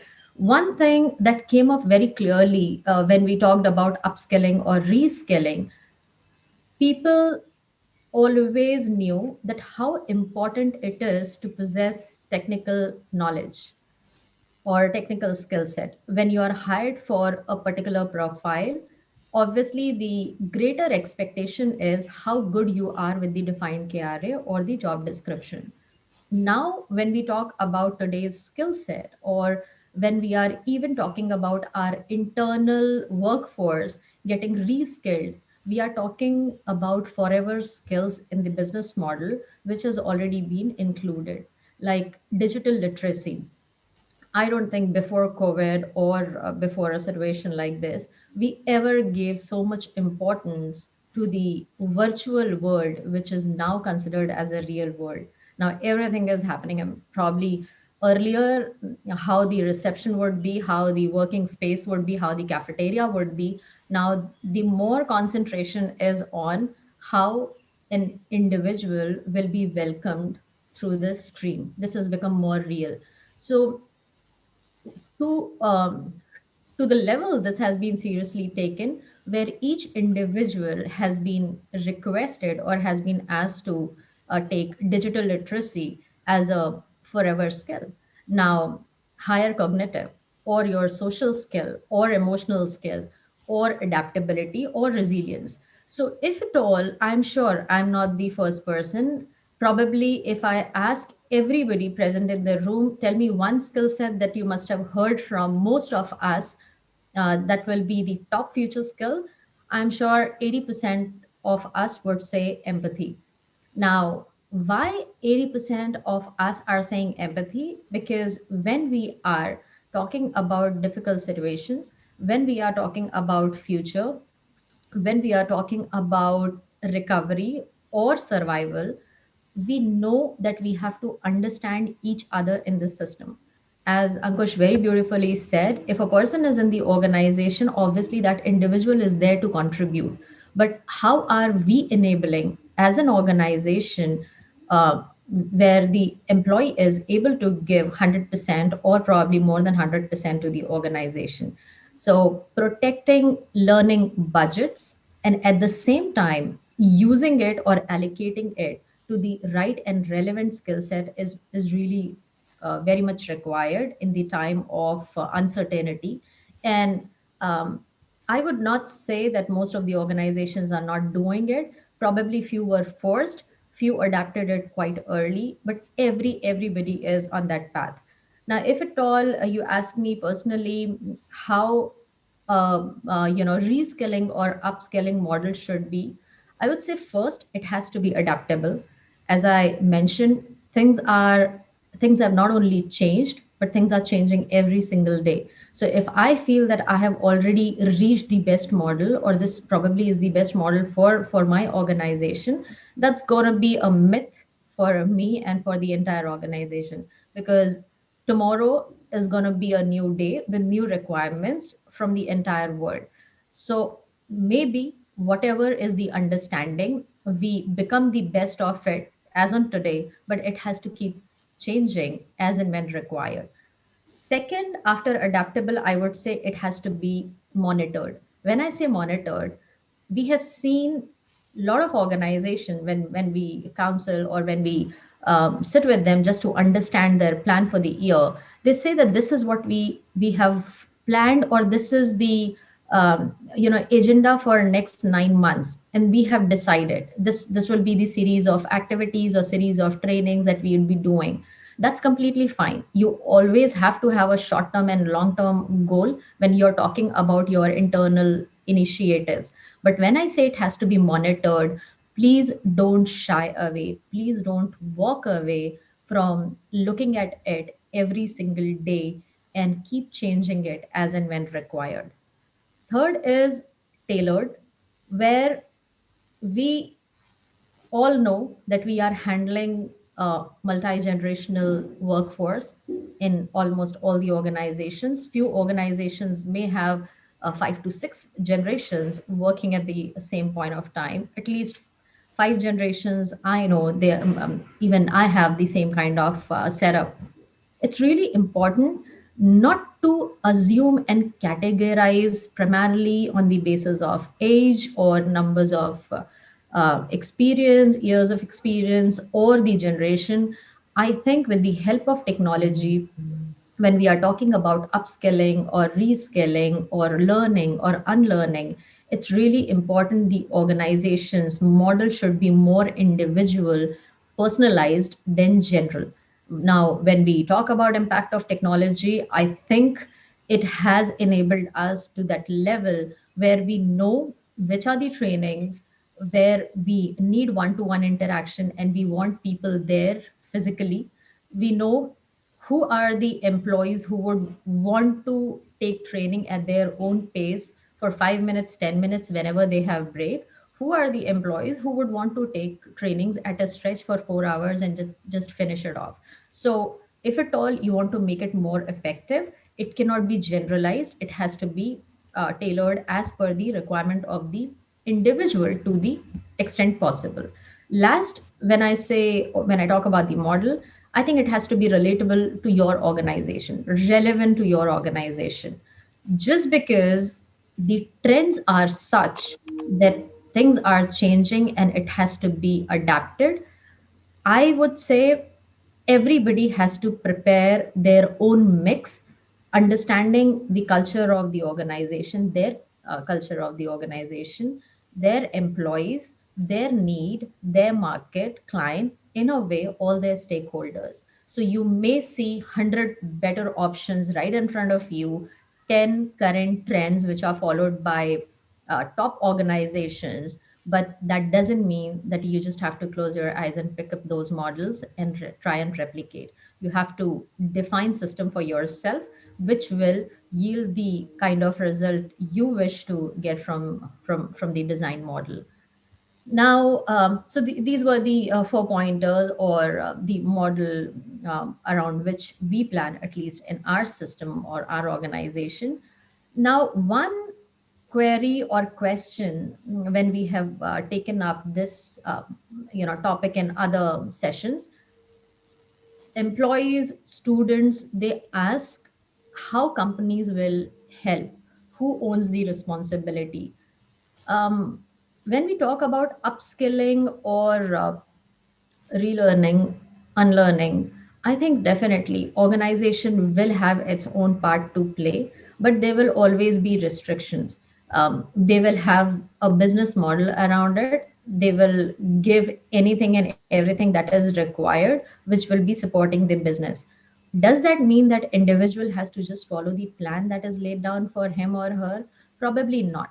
The ownership lies equally on the organization as well as the individuals, where individuals should also have the relevance of skill set approach in their mind, what they are doing, what organization is asking them to do, how they are presenting, how they are talking about the opportunities given within the system, how vocal they are about it, because that's the long term approach, and that in a way contributes to the second part of the discussion, which is the employee engagement. Now, is every individual walking in with the organization or staying in the organization with the learning and growth mindset, which is something which cannot be inculcated, or probably which cannot be put in minds of each individual? That is something which individuals have to realize and probably contribute. But yes, a counseling, a training, or open connect or communication can definitely happen in the system. Now, when we talk about employee engagement, I so much agree to what Ankush just said. Employee engagement or connecting with employees with these kind of activities, taking a required break, connecting everybody as a family and a friend in the organization is very much required. But that's just a part of the employee engagement. But what's the magic behind employee engagement? What organizations are doing differently just to ensure that the retention percentage is really high and it's not a forced one, but people happily wish to stay in the organization? I think fundamentals have to remain as is. The hygiene factor in HR that we have been talking for ages, when HR started as just a bridge between management and employees. That's the definition we read back in management school, but that's how it is. When employees know that whatever they have joined, the kind of KRA that has been communicated to them on day one, they are handling the same profile, they are able to add value to the system, they are getting salary, not only the internal parity but market parity is also maintained, they have a growth and growth path defined by the organization.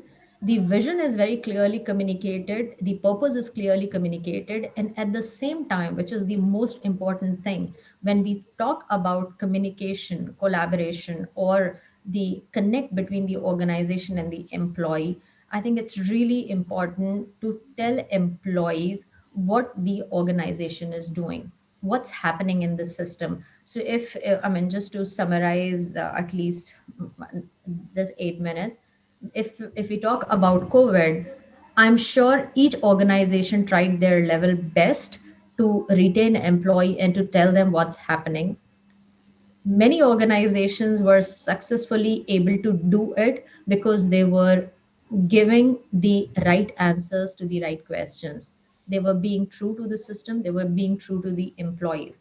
If at all you are releasing employees, if at all you are terminating employees, if at all you are doing a pay cut, if you are not hiring anybody and you are asking employees to do a double shift, if there is a 30% reduction in the salary for next 3 months, I think employees understand that this time is uncertain and difficult for everybody, but they walked along, they understood, they stayed with the organization, they contributed or worked at the same level when they were clearly told that this is what is happening and this is how much you have to wait, this is how you are contributing, and this is how the organization will take care of you.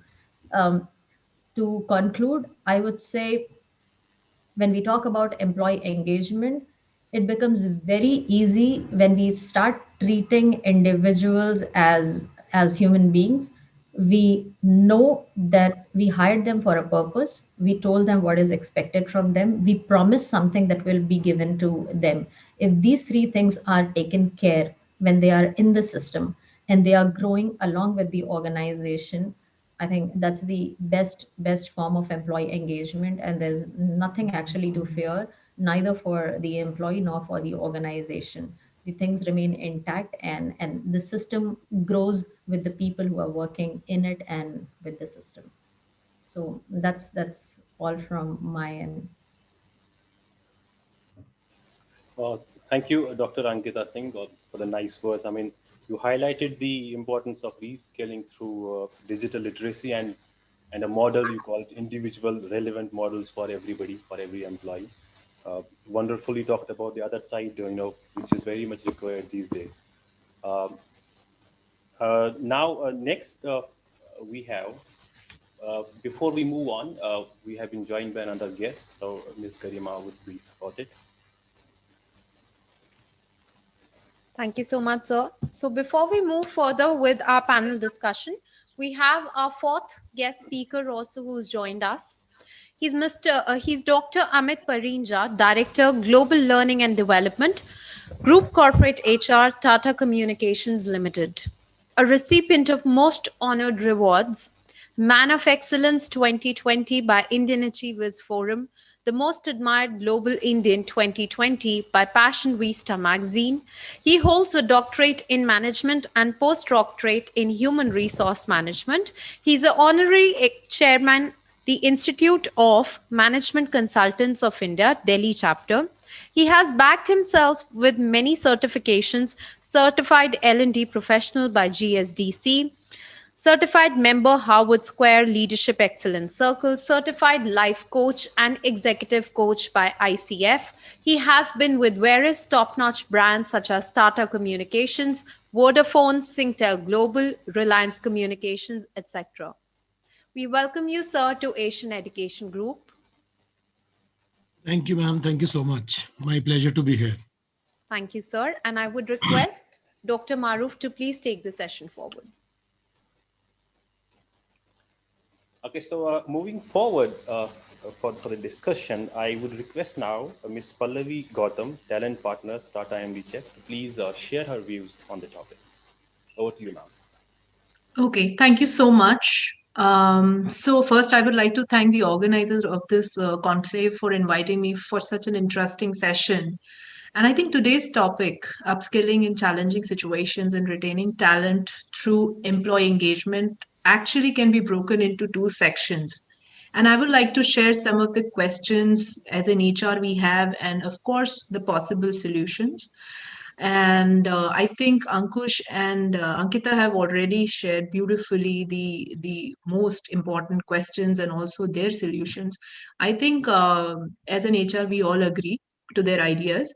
So I would like to first start by highlighting that even government of India today is talking about upskilling in this COVID time. So what do you think Atmanirbhar project is all about by the government? It is about skilling, it's about upskilling and reskilling, and actually self development. So we have to first understand what is the challenge in upskilling during this time. So many of the leaders would agree that it's not the financial cost of learning, which from an individual perspective or from an organization. I think it's more than that, and it's the cost of headspace. We know that time is not, I mean, time given to learning is not about just doing that task. It is about the time to reflect and absorb. And in a time of stress, we cannot learn, absorb, and reflect.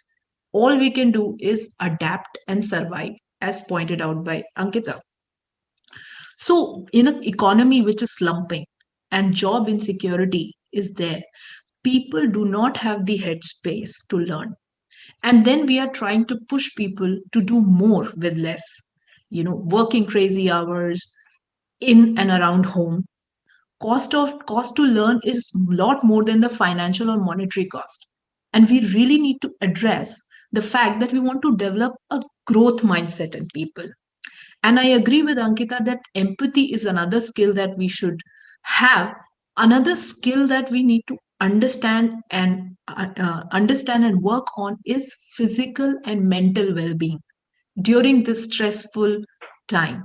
So, our employees, do they have an importance in their mind for a physical and mental well-being? Are we doing enough that they understand the importance of these two factors?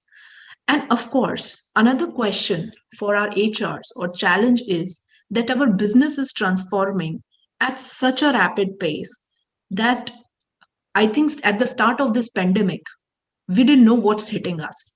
And within each quarter, organizations were making some random but big decisions to cut cost, to rationalize headcounts, etc. And every quarter, every month, the business was transforming. The question in front of an L&D head or anybody from a learning standpoint is that what skills we need to upgrade, what skills we need to be needs to be added in the people. And of course, on the surface, there is a lot of hype about digital skills like coding, digital marketing, AI, and there are some jazzy new areas where we put these skills at the top of everyone's mind. But is this really what people require for their work? See, the one obvious solution is that employers should be upfront about what skills they need. Like, for example, in Ankush's example of their delivery boys, it is very important that you're upfront about the skills so that they can actually seek out those skills. Or employees need to have a clear idea as to what they want in themselves and their own space. People are far more motivated to acquire a particular skill or a piece of knowledge when they have clarity that how that skill is going to help to their job. So, for example, I see there are a lot of IT people wanting to learn about HR and project management than HR people wanting to learn about IT. So it's all about creation. So, for example, I don't see new HR jobs that talk about HR data and analysis. I don't have anything which is combining the digital technology with the HR functional role. So if we have more and more jobs like that, the HRs of today will try to upgrade themselves. I'm just taking an example. They will try to upgrade themselves and match to that demand in the market. Of course, in the hindsight, it's very important to recognize that learning is not a linear process. So it does not lead to an immediate outcome. One issue that managers and even organizations and leaders have that they approach learning with an instant results. We have this idea in business that where we put money, we should get results. But with people, with humans, this is not so cut and dried. As it is not reasonable for an employee to ask for a salary raise as soon as he completes his training, of course, it is not reasonable for managers to expect improved outcomes immediately after a training program. We need to change this idea in managers' heads that A leads to B and we will get it done in quarter. That's not how training and learning with humans work. I think a more realistic and robust timeline should be during this pandemic time, should be at least 6 to 9 months, wherein we should collect data, track outcomes, and also finding link to our upskilling initiatives. And of course, do a long term record and prove the effectiveness of upskilling, both from an organization and individual perspective. I think now I have talked about from an organization's perspective, but now I'm going to talk about as an individual, you and me, students. I think there are 3 steps an individual should take to deal with the obstacles to their learning and upskilling. First of all, you need to realize that when can you carve out time for your learning? See, working from home makes this more practicable because you have much more control over your time and you're not bound by the office and my environment and commute and rest of the things. So, and the second thing is you need to plan what to do with that time. For example, a good starting point is to ask your manager or maybe a professor in cases of student what skills to work on, or possibly even ask for recommendation of free courses and resources in order to move the conversation away from the cost. So now, and the third, of course, is actually carrying out that plan. It is the attempt of forming a habit of carving out time and actively using it to learn. I do say to everyone that there should be an hour for your physical exercise, say 15-20 minutes for meditation, which is your mental well being. And third is about reskilling and upskilling. You can have a 1 hour to read a book or do a course online just from a skill perspective. And it does not have to be necessarily, I mean, work from home gives you that kind of option. You can manage it well throughout the day.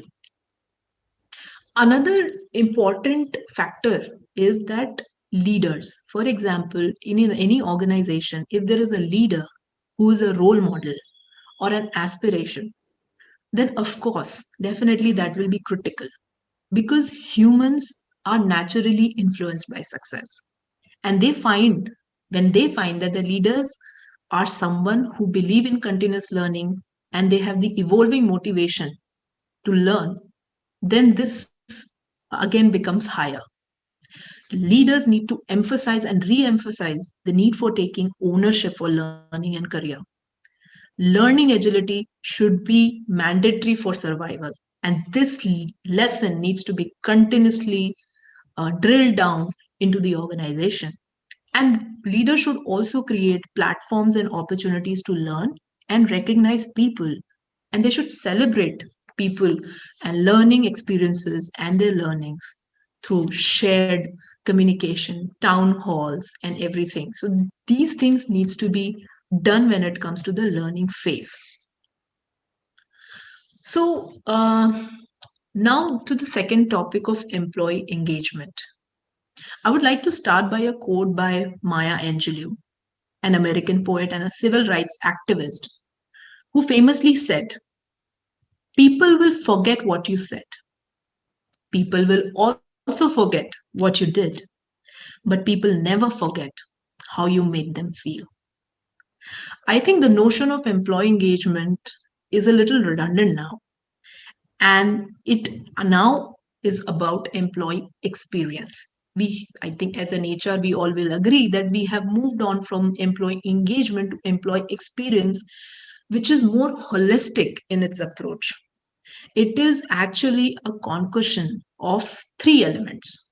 One is the mood of the employee, second is experience, and third is performance.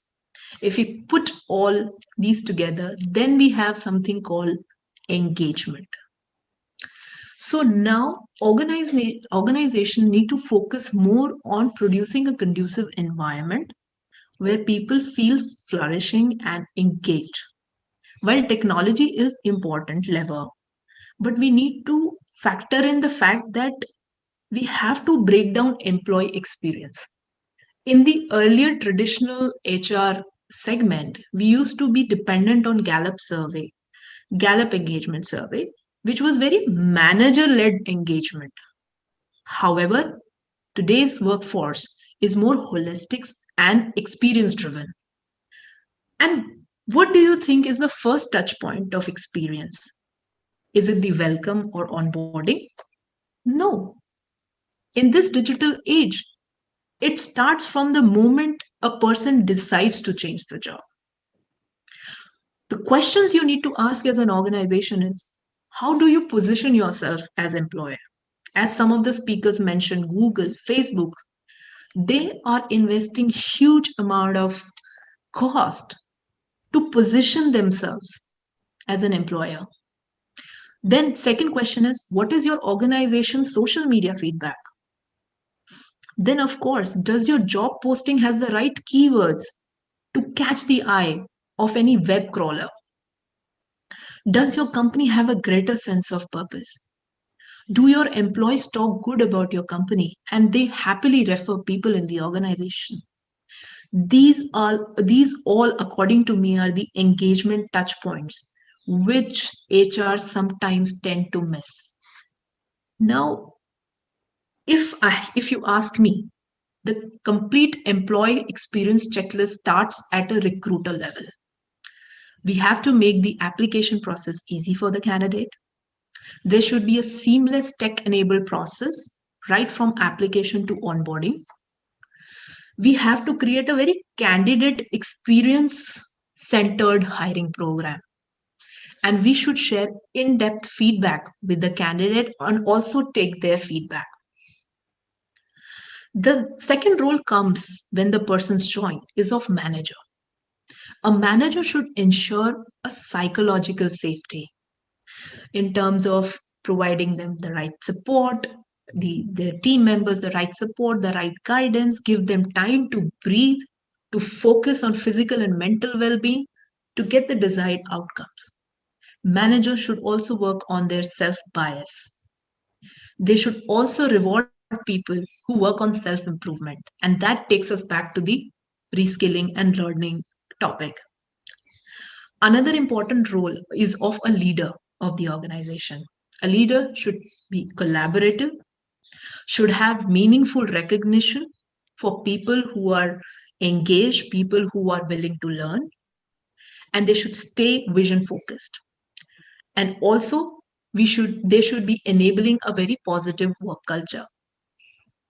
Now, what is the role of HR in all this? Our role is from a systems and technology standpoint and policies. The first principle of employee engagement or employee experience is, first of all, understand your employee. Like you must be knowing the marketing teams who design a buyer persona or a consumer profile.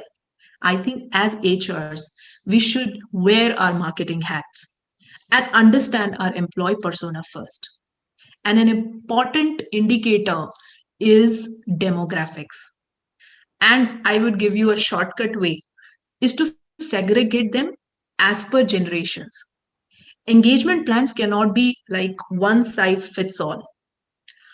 Millennials have a very different aspirations as Gen Y.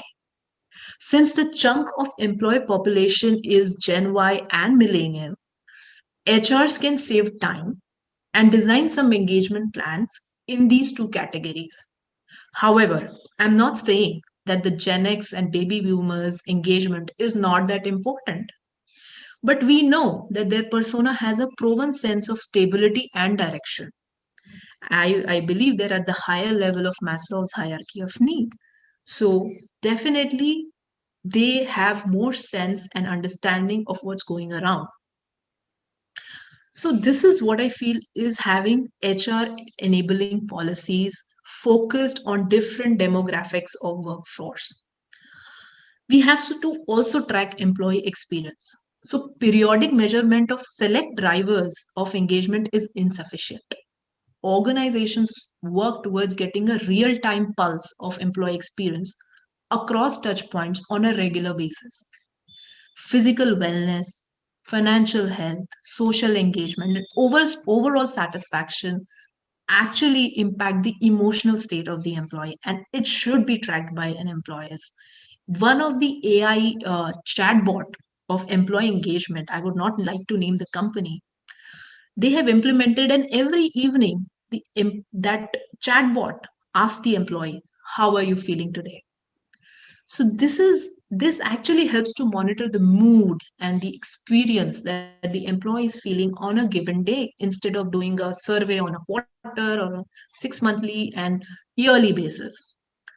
And of course, with this so much feedback coming from the employees, we should maintain trust. If there is a negative feedback, if there is something wrong going on, it is the responsibility of HR to trust and also protect those people who are raising their voice, and they should not be penalized in any way for highlighting what's going wrong. And of course, as mentioned by Ankita, that we should have personalized engagement plans in terms of ensuring the success in the overall success during this pandemic time. To summarize, I think everyone would like to understand that how do we make sure that employees are deriving positive experience from their workplace. The first important lever is belongingness, the feeling of being part of a team, group, or an organization. When employees wear their hearts on their sleeve and take great pride in associating themselves with the organization, that's when you have a positive experience. The second important is purpose, which already Ankita and Ankush have talked about. Having a clear understanding about why one's work matters and what is it in for them. It is about understanding why one needs to go an extra mile for a company. The third part is achievement, a sense of accomplishment that's derived from the work that is being done.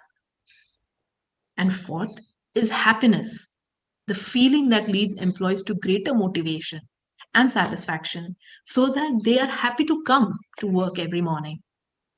And fifth and importantly is vigor, the presence of energy, enthusiasm, and excitement at work. If employees are not passionate and they're not energetic about their work and workplace, success and sustainability cannot be guaranteed in the long run. So these are some of the thoughts that I feel are important from an engagement perspective. So thank you so much for your time. Thank you, Ms. Pallavi Gautam. It was really, you highlighted the other aspect, the behavioral aspect of the topic which we're discussing, especially the physical and mental well-being of the employees, highlighting some of the key strategies, in fact, how to, take care of such things.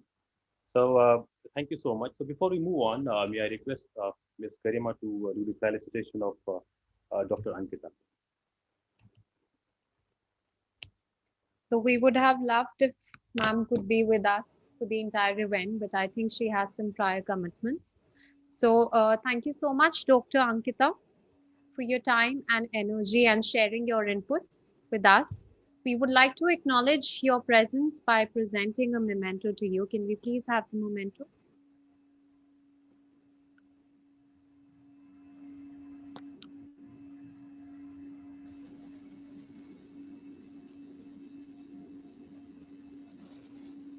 Thank you so much once again, Dr. Ankita, and we look forward to a continued association with you. Thank you. Thank you. Thank you so much for this wonderful opportunity. And I'm extremely sorry there's some urgency. I have to step out. Ankush and Pallavi, it was wonderful listening to you. We'll connect with you guys. Dr. Amit, I'll miss yours, but I'll definitely watch it in the video. All of you, take care. And thanks once again. Thanks, Ravi. Bye bye. Thanks, Dr. Ankita. Thank you. Over to you, Maruf sir. Okay, now moving on, we have the last speaker for the session, Dr. Amit Paranjee, who is the Associate Director, HR with Tata Communication. So may I request you, sir, to please highlight the key concerns, key issues of the topic. Over to you, sir. Sure. Thanks, Dr. Maruf. And in the interest of time, just wanted to check how much time do I have, because I think your session was scheduled for an hour. Uh, Maybe you may, 5 minutes sir, would be take good. 5 to 7 minutes. Perfect. That's fine. Perfect. That should be fine. Okay, great. So hello everybody. I mean, thank you once again for inviting me today. And I think I had the privilege to hear Dr. Ankita as well as Pallavi. So I think they have said it all, and I missed hearing Ankush. Uh, Sorry, I had a previous call to attend.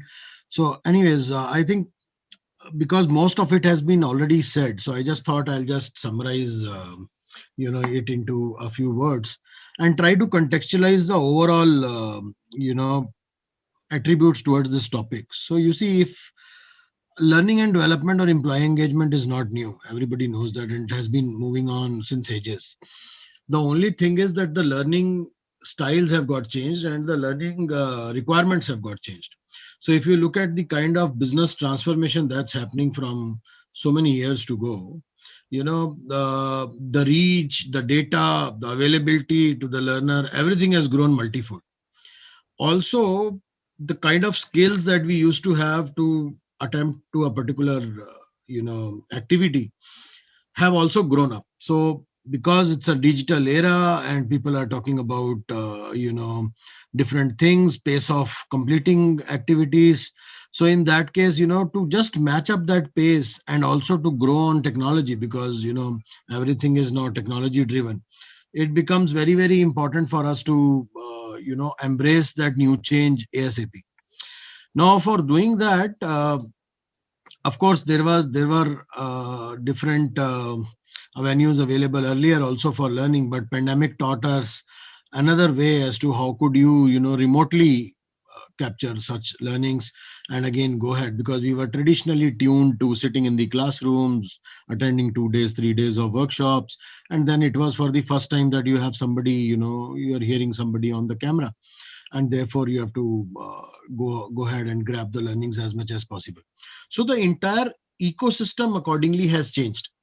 Now if you talk about digital learning, if I was to talk about 2 years back only, digital learning for people would be any learning that's available on YouTube, Google, any of the MOOC platforms that exist, and somebody would just go and click and probably get a short term membership, complete a course and finish. Now that was more of a single mode delivery, which is wherein you have already a recorded session wherein you are attending it, doing some assessments at the end of it, and it closes. Now we go a step ahead wherein we said, okay, even if the digital content is now available, how can we make it more interactive? So it went into the VILT modes, which is the virtual instructor led trainings, wherein a trainer would come and talk to you about it. Now in this entire scenario, the impact is that the learner remains the same, and of course the instructor remains the same. How would you, and of course, as people have said, there are two units, there is an organization, there is an individual. But you understand from the basics of mathematics, when we talk about when there are two circles intercepting each other, you see a common area.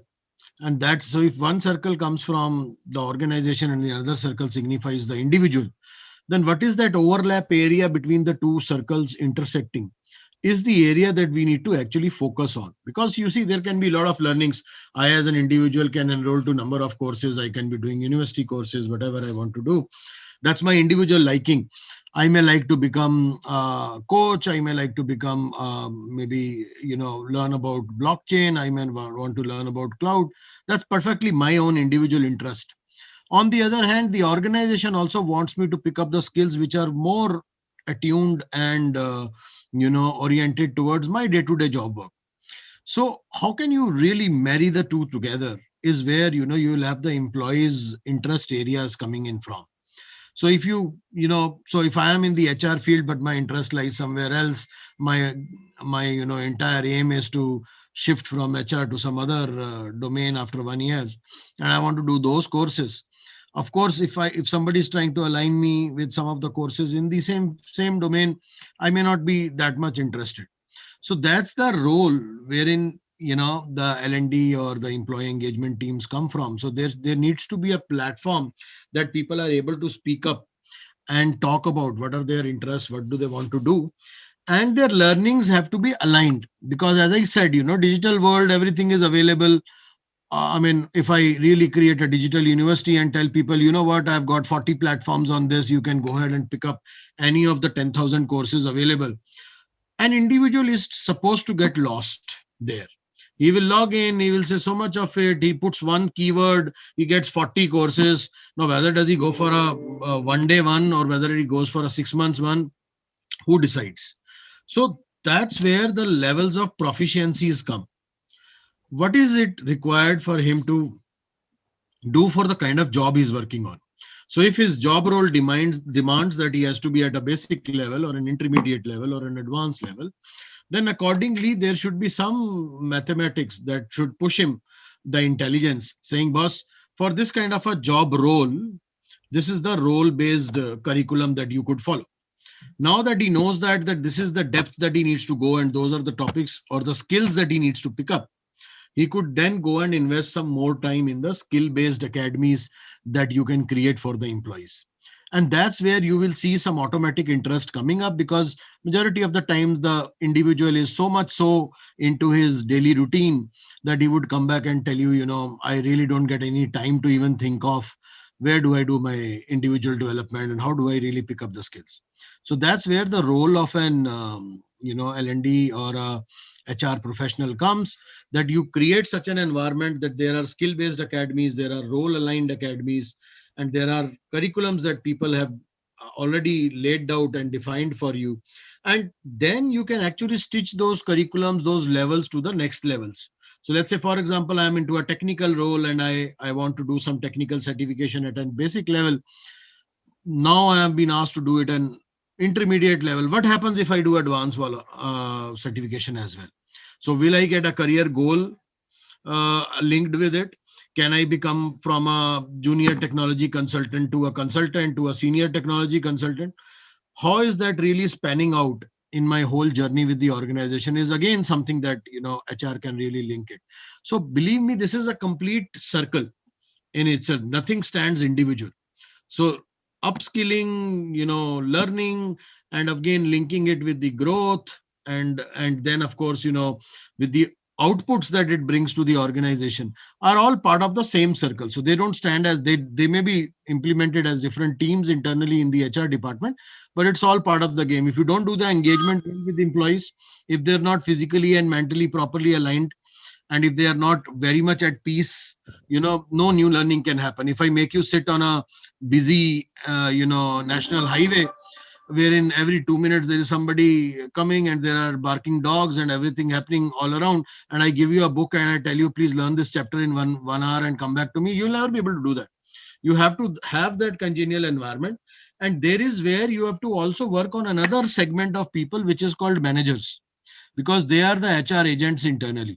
And those are the guys who have to actually then make sure that while this guy is attempting for an upskill, they don't come back and tell him, oh, hello, I think skilling is something you can always do that. Let's go ahead and attend a customer meeting or something else, which is distracting. So there has to be a particular time slotted. There has to be a proper discussion done at all managerial levels, that this is the goal plan, and therefore the buy-in and the sell-in to all the managers at the middle levels and all the vertical leads has to be done well in advance, that this is where we want to go as an organization.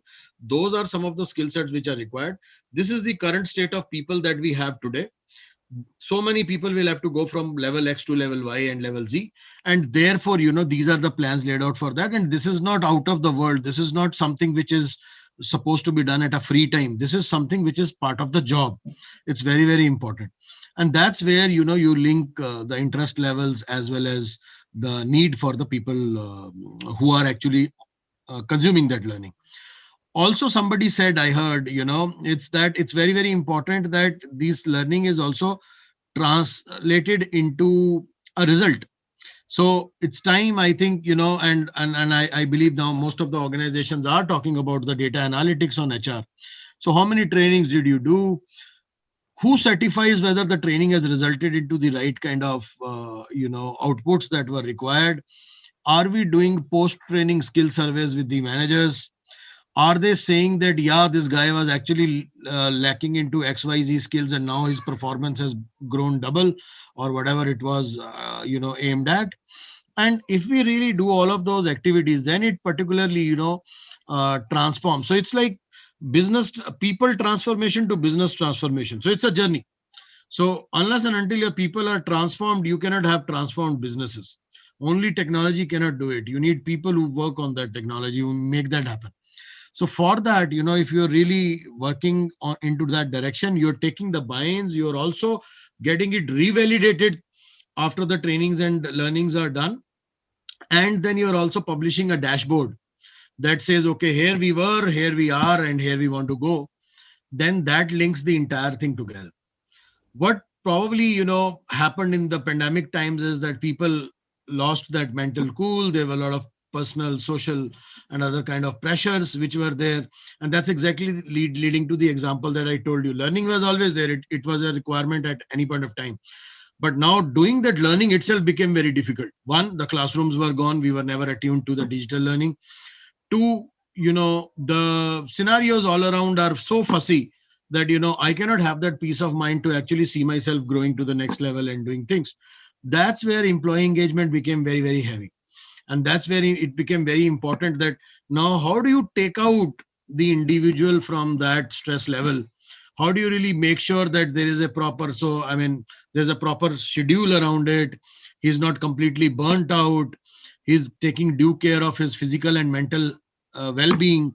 There are programs like say meditational programs, a lot of others which were being implemented in various organizations for the employees. There were some health programs which were launched for employees to do constant exercises and all of that, so that you're always agile and you stay connected. So stay connected is a very important word there. As long as you feel that you are connected to the roots of the organization and there is somebody who says, I care for you, that's the only employee experience, as Pallavi talked about, that you can deliver to somebody. If he feels there is an entire organization standing behind me and those are the people who actually care for me, not only that they care for me, they want me to grow to the next level, and they're showing me a clear cut path to do so.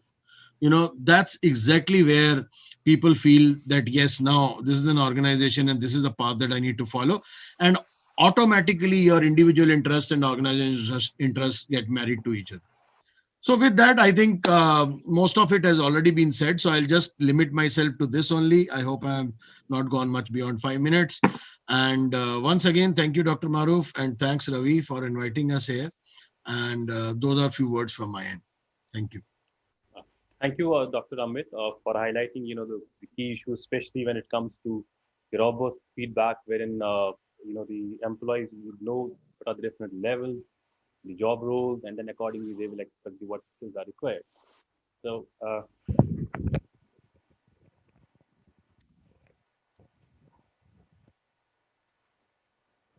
okay, so I hope I'm audible. Yeah. So, yes. So, moving ahead, though, we have a lot of questions. I can see number of questions are there, but then we are short of time. So we'll take only one question for one guest, and then we will end to the session. So the first question is to Mr. Ankur. So the student has asked that, sir, how do you see Grofers the scope of enlargement to the rural and the urban, in addition to the urban areas, the rural areas and sub rural areas where the reach is not there. So what are your plans for that? So till about 1.5 year back, we were operating in pretty much mostly the big cities, and our expansion is based on the usage of smartphones and the willingness of people to buy something like grocery online, right? So whenever we enter into a new city, whenever we invest into a new city, these are 2-3 things that we do as a diligence before we make investments. Having said that, we also realize that one way of looking at expansion is to move into the satellite towns. Like, for example, if I'm operating out of Kundli, where my warehouse is, which is near the Delhi border, which is servicing the entire Delhi. So I've expanded into the tier 2 cities like Sonipat, Karnal, Panipat on that build. One of my warehouses is in Dasna, which is serving Noida. So I have ventured into Aligarh, Muradabad, Hapur, that kind of build. So expansion is definitely on the cards, and we will continue to expand. But few things that we will be very cognizant, and this is purely from a cost ROI point of view, that grocery is one such segment where while there may be a penetration of smartphones, there may be usage of smartphones, but what is the comfort level that people have in rural areas to buy grocery online, right? So that mindset, if we have to change it, that mindset will change slowly.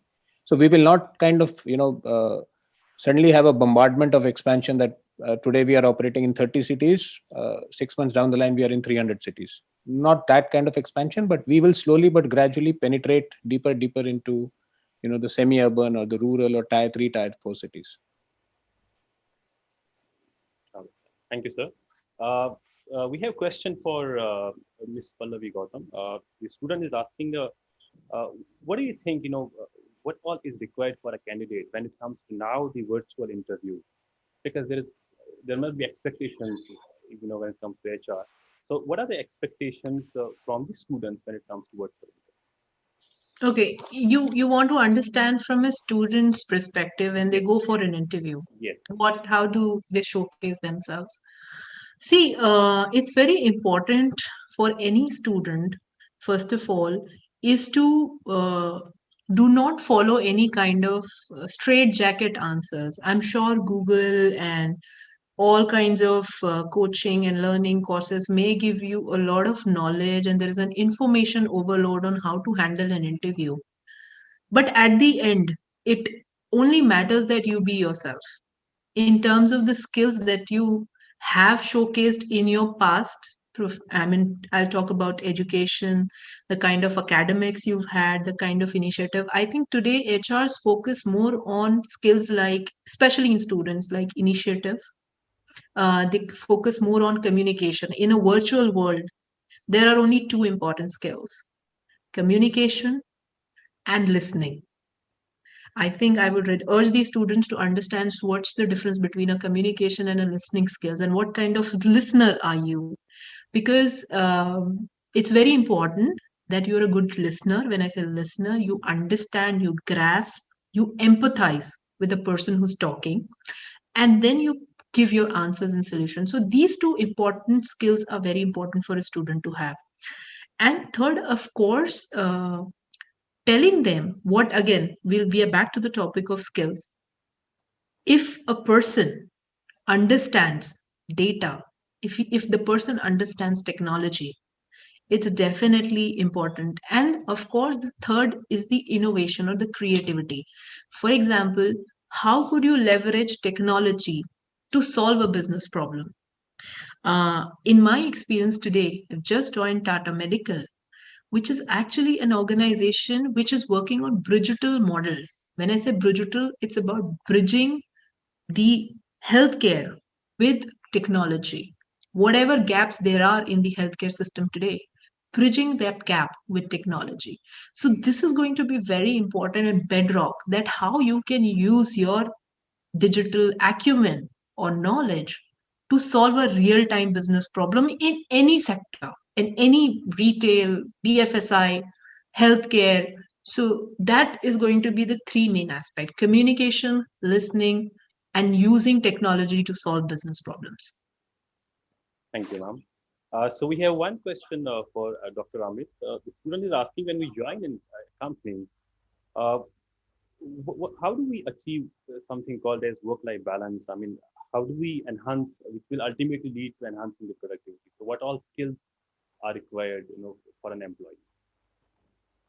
So it's a very wide question, you see. So because work-life balance is one thing and achieving perfection in what you are doing is a different thing altogether. But yeah, the only thing is that so the point is that you don't need to worry about the work-life balance. The day you stop managing it like a dedicated job, it automatically comes. So you see, all you have to do is concentrate on the job at hand. And and it's up to you. See, it has to be, so what people think is that when they are working for the organization is the employer and they are the employee. So it's the all kind of liabilities and problems are for the employer to manage. But if you start working yourself as an individual unit wherein you feel whatever you have been given, that particular portfolio you are the CEO of, and you have to manage that fully, that's where you get that sense of responsibility. And when that sense of responsibility comes, and when that when you are actually committed and dedicated towards the results for the thing that you want to achieve, then there is no question of looking back. And automatically then you become better planner, you have to manage yourself well. So it's all about time management, it's all about project management. You have to prioritize your works, you have to see what to do at what time, and when you are prioritizing, your family is of equal importance to you. So that's where you have to see. So these are all now tasks in your hand, and you are a CEO of your own organization, which is brand you. And now you have to see that if I have to do these 10 tasks together, one to increase my business and two to satisfy my family members and people around me, my social circle, how do I really do a proper amalgamation of the both? But to become an SME or to get growth, you have to make sure that the sense of ownership and responsibility has to be depicted at job level, irrespective of what the results are. Results at sometimes may not be good or may not be as expected, because you are new, you may fail, you may have to learn and relearn again and again. But at least make sure that you give your 100%, and try to manage it as much as possible, and be honest, and ask for support wherever you feel like you need one. Yeah, Hope thank you, that's the sir. answer. Students, I'm sure there are a lot of questions, but due to the lack of time, we'll not be able to take in this session. But you continue, because the next two sessions you have the opportunity to ask some questions. So I will just briefly summarize before we close the session. So we talked about skills and we talked about retention. So the guests talked about a lot of skills, broadly, the technical skills. And today we talked wonderfully about the behavioral aspect, how individuals are becoming more and more important rather than having a scheme for a group of employees. So individual involvement, especially when it comes to the behavior and the development plan for all the individuals. So we need to develop the relevant models we're talking about. So a lot of discussion was on this aspect. So I thank all the panelists, the guests. They have taken time, and then they have really gone depth when it comes to the engagement of the employees in terms of skills, and finally, which will lead to retention. I thank everybody. Thank you. Pleasure's ours. Thank you very much. Thank you so much, Maru sir, for moderating the event. Also, we would now like to felicitate our guests here. Mr. Ankush Arora, thank you so much, and we would like to acknowledge your presence by presenting a memento. Can we please have his memento? Thank you so much, sir. Thank you. Ms. Pallavi Gautam, we would again like to acknowledge your presence by presenting a memento.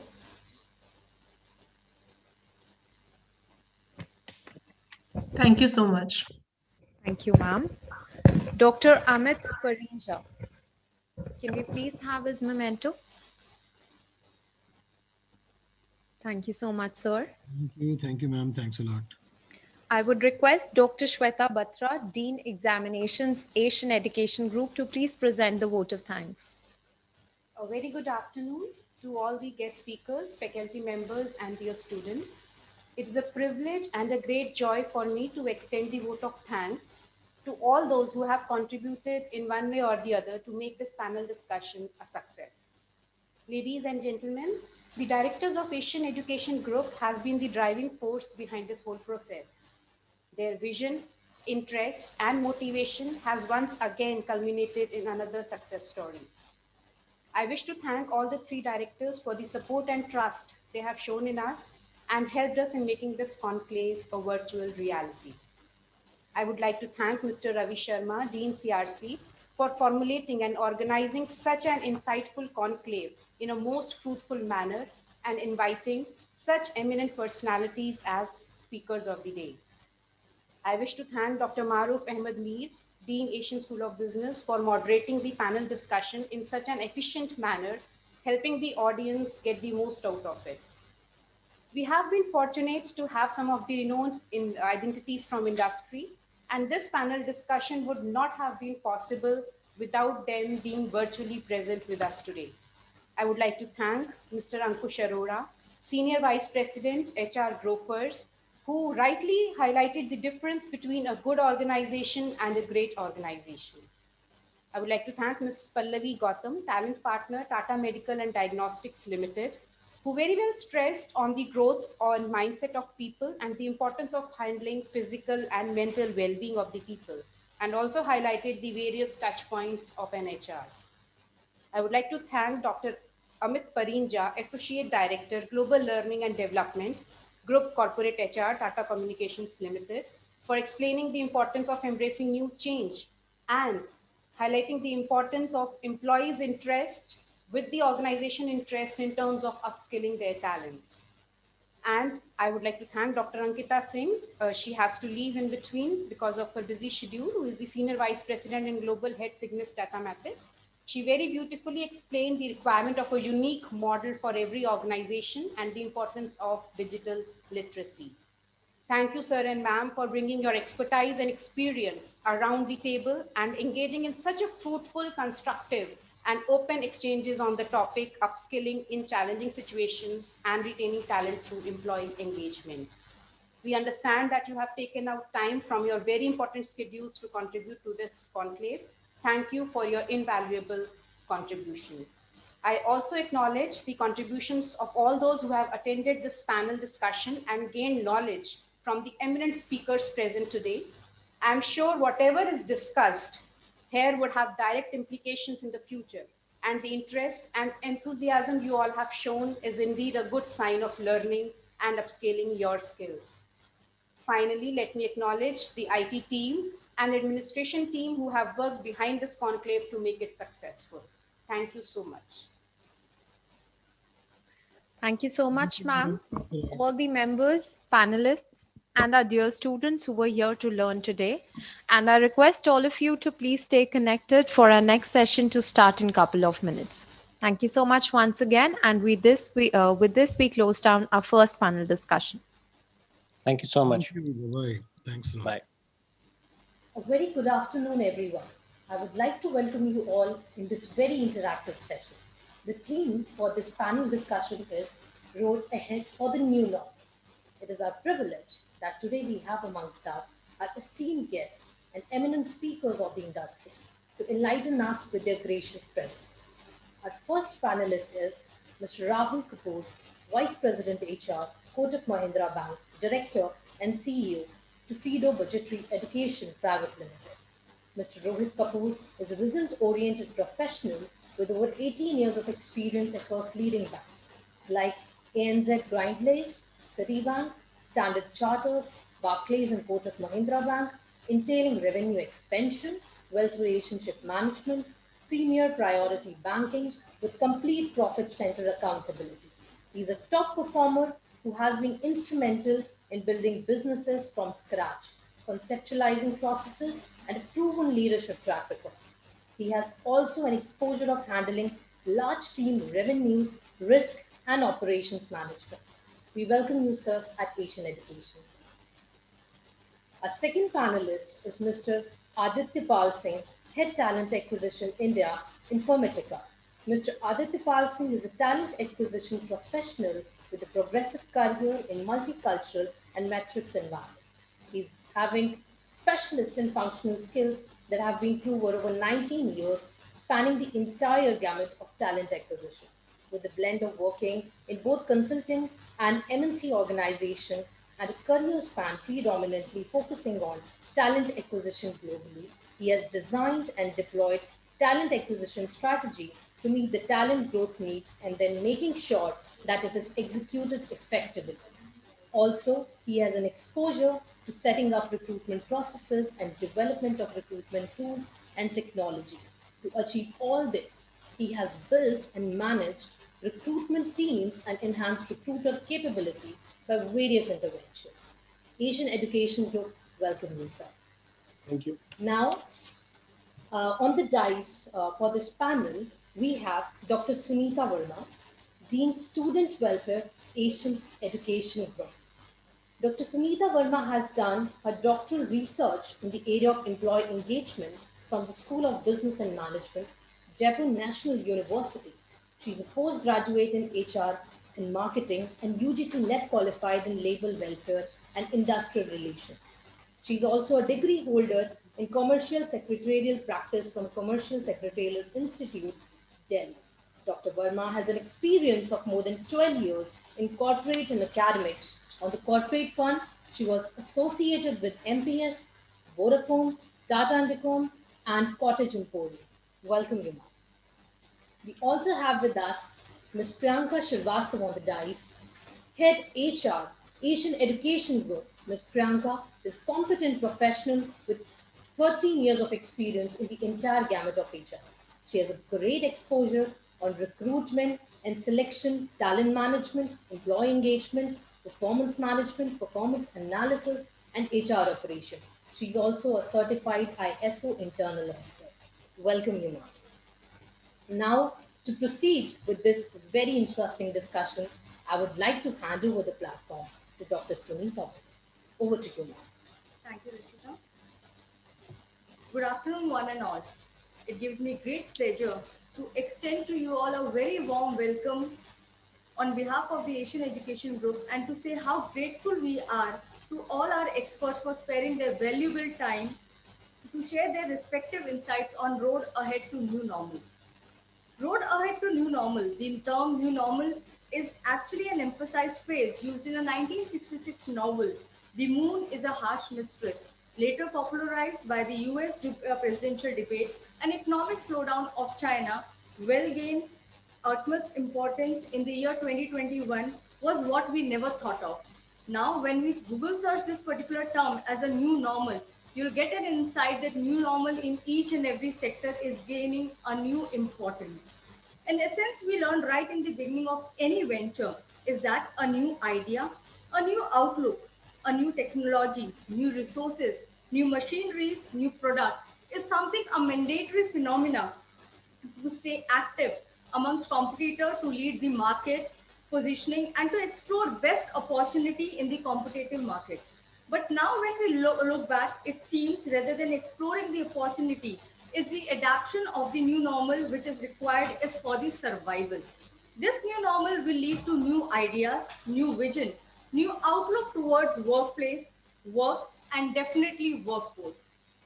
Across the world, last 300 days, right from the January 2020, days have been the most challenging days, something never seen or experienced and never even thought of. And overnight transitions in the workforce, that is a physical presence of entire workforce was transisted into a remote setting. Gradual shift to the digital economy to stay relevant and moreover to survive. Change in workforce demographic, that is an increased demand of millennium and generation Z workforce, and a step back for a challenge, a step back or a challenge for the generation X to find the market and the job opportunities for themselves. Converging of personal and professional space, that is a challenge to what we used to focus upon a balanced work life. People turning into the work from home model really faced the problems wherein they were not able to manage their personal and the professional life. And that's the reason why their entire work life balance was disrupted. Then we have a new syndrome which emerged during the COVID-19 phase, which says that anytime, anywhere syndrome.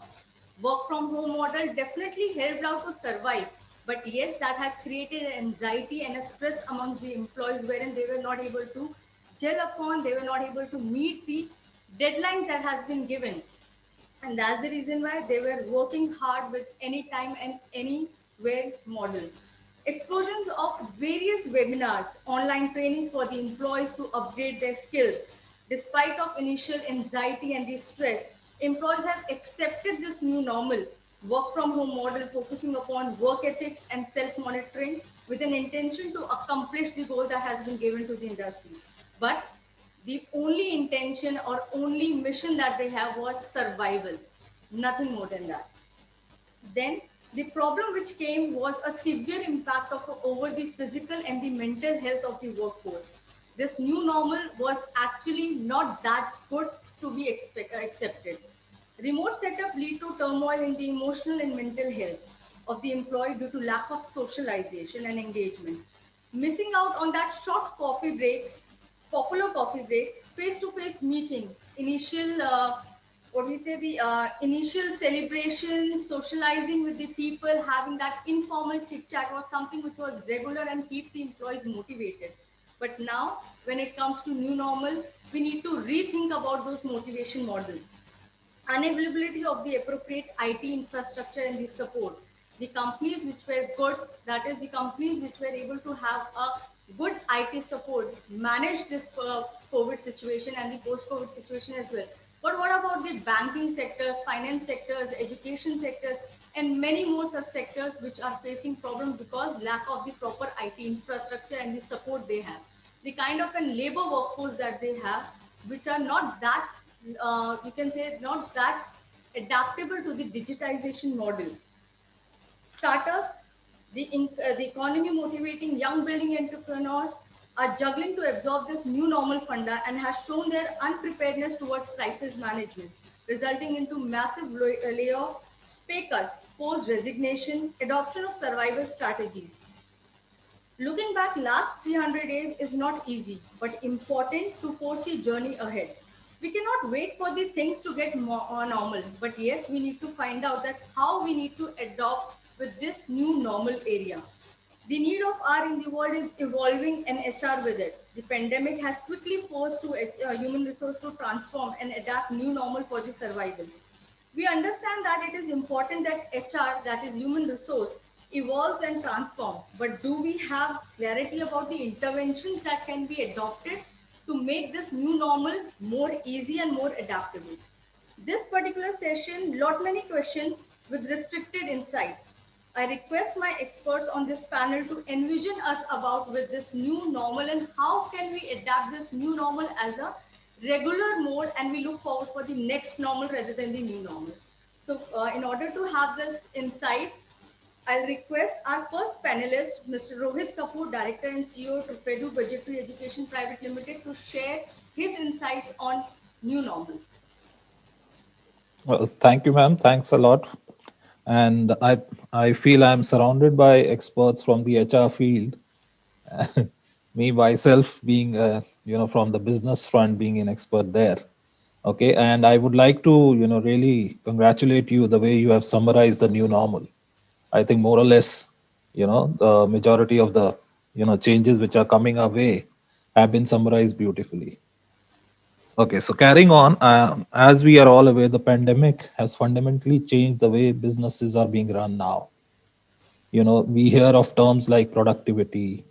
These have become really big terms: work from home, and the redundancy, salary cuts, job cuts, all this. So there is a lot of negativity which we heard in 2020, and 2020 they say was one of the hard years and once in a century kind of a year. So what is the road ahead now? And as the topic says, road ahead for the new normal is once the pandemic is over, once the virus becomes history, I think the effects will still linger on. It's not going to go back to the good olden days, as they say. But I think the way I look at it with a lot of optimism still, and especially being in India. I think the students obviously would be a worried lot, to an extent. But I think all of us together need to look at the positive sides. Look at the new things, and any pandemic, any recession which comes our way. You look, you're talking of 2008, 2009. There were companies, there were giant conglomerates, MNCs, which were being formed that time. I mean, Flipkart is one example. And as we speak now, as this moment, you never know, might be a new company, new giant being formed in any basement. So I think new technology The you look at sectors like maybe insurance, ITES. You look at entertainment industry as a whole, social media, online gaming.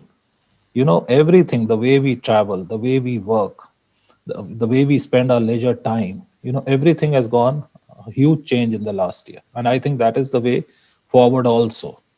So for students going forward, I think new avenues are opening up. Every business has become a technology business. So for each and everyone, my only feedback would be you have to keep enhancing your skills. Data analytics, I don't know whether there is a course on that, but yes, we are living in a world wherein there is certification available. There are knowledge enhancements. There are sessions, there are experts there. So data analytics is one which is going to be paramount going forward. Why do I say that? I mean, a lot of organization which understand the way forward, the journey ahead, will be depending a lot on analytics. How speedily, how clearly the data is analyzed. I think that will help in survival. As ma'am you mentioned on the survival bit also, I think what we have seen of late is the contingency planning more, taking more importance than being efficient, so than being making short term profits. So it's a question of survival for the organizations first. So you see a lot of steps being taken there. You hear of job cuts, you hear of cost reductions. There are smart organizations which have really used this pandemic as an opportunity to correct the way they operate and to become more efficient in the long run. So for example, I'll tell you, you spoke about banking sector. I know, there are huge banks which have really, reduced their rental costs. So the rentals they were paying for their premises going before the pandemic were huge. 30-40% reductions have happened in the cost there.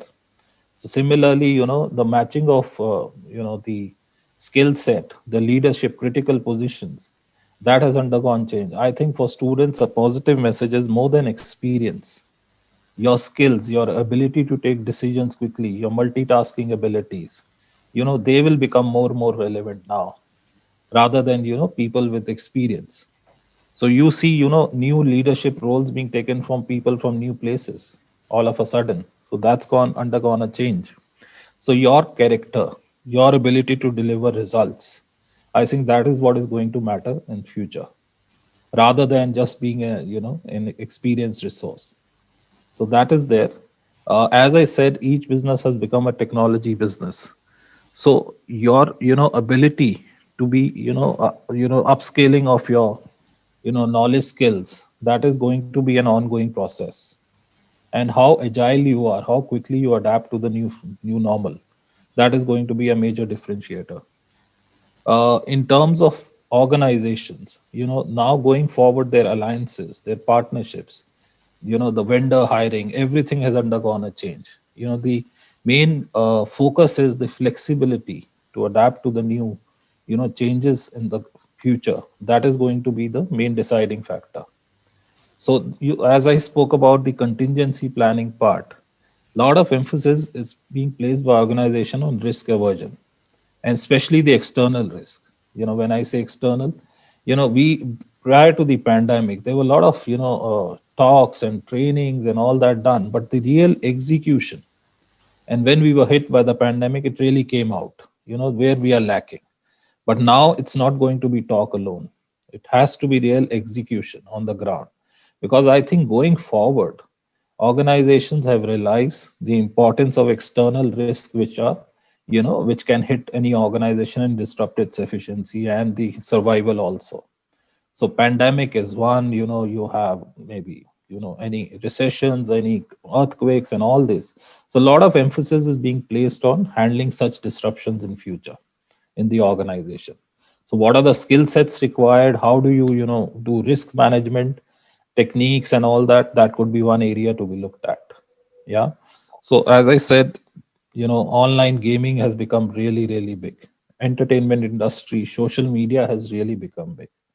So my request to each and every student is very clearly that you need to adapt to the new opportunities which are coming up. A lot of learning has happened in the last year for businesses, for leadership, for employees or as for HR training everybody. How quickly they are able to adapt to these new changes. That is what is going to make a huge difference between a successful, a large, moving forward organization versus others. Yeah. So these are the basic fundamentals which I think. And my request to each and every student participant who's here, you will keep hearing a lot of negative stuffs like salary cuts and all. But if you are skilled, you are efficient, you are quick mover, and you have that multitasking ability with the skills required in the new sectors which are coming up, I think for you, I mean, the opportunities will suddenly go up. I think it's going to be a real booster for you. The way post pandemic road ahead is going to be. So I think the Asian business school which is there and the students, I think they need to be really on their toes because opportunities are going to hit us big time. That is my personal view. So I look at it with optimism. As I said, in India, I think every the big MNCs are looking at our country for investments for running their businesses. IKEA is one example, surely, and off late you see Tesla also coming into India now. So these are big names which are not thought of. So for banks, for example, specifically, and I'm sure other organization also, what we are doing majorly is we are reskilling our sales force. We don't have the the experience as individuals, wherein we were supposed to sell, do sales remotely. It was always face to face, physical sales happening. Now we are supposed to do it remotely. So how do we upscale and how fast we do it? That is happening.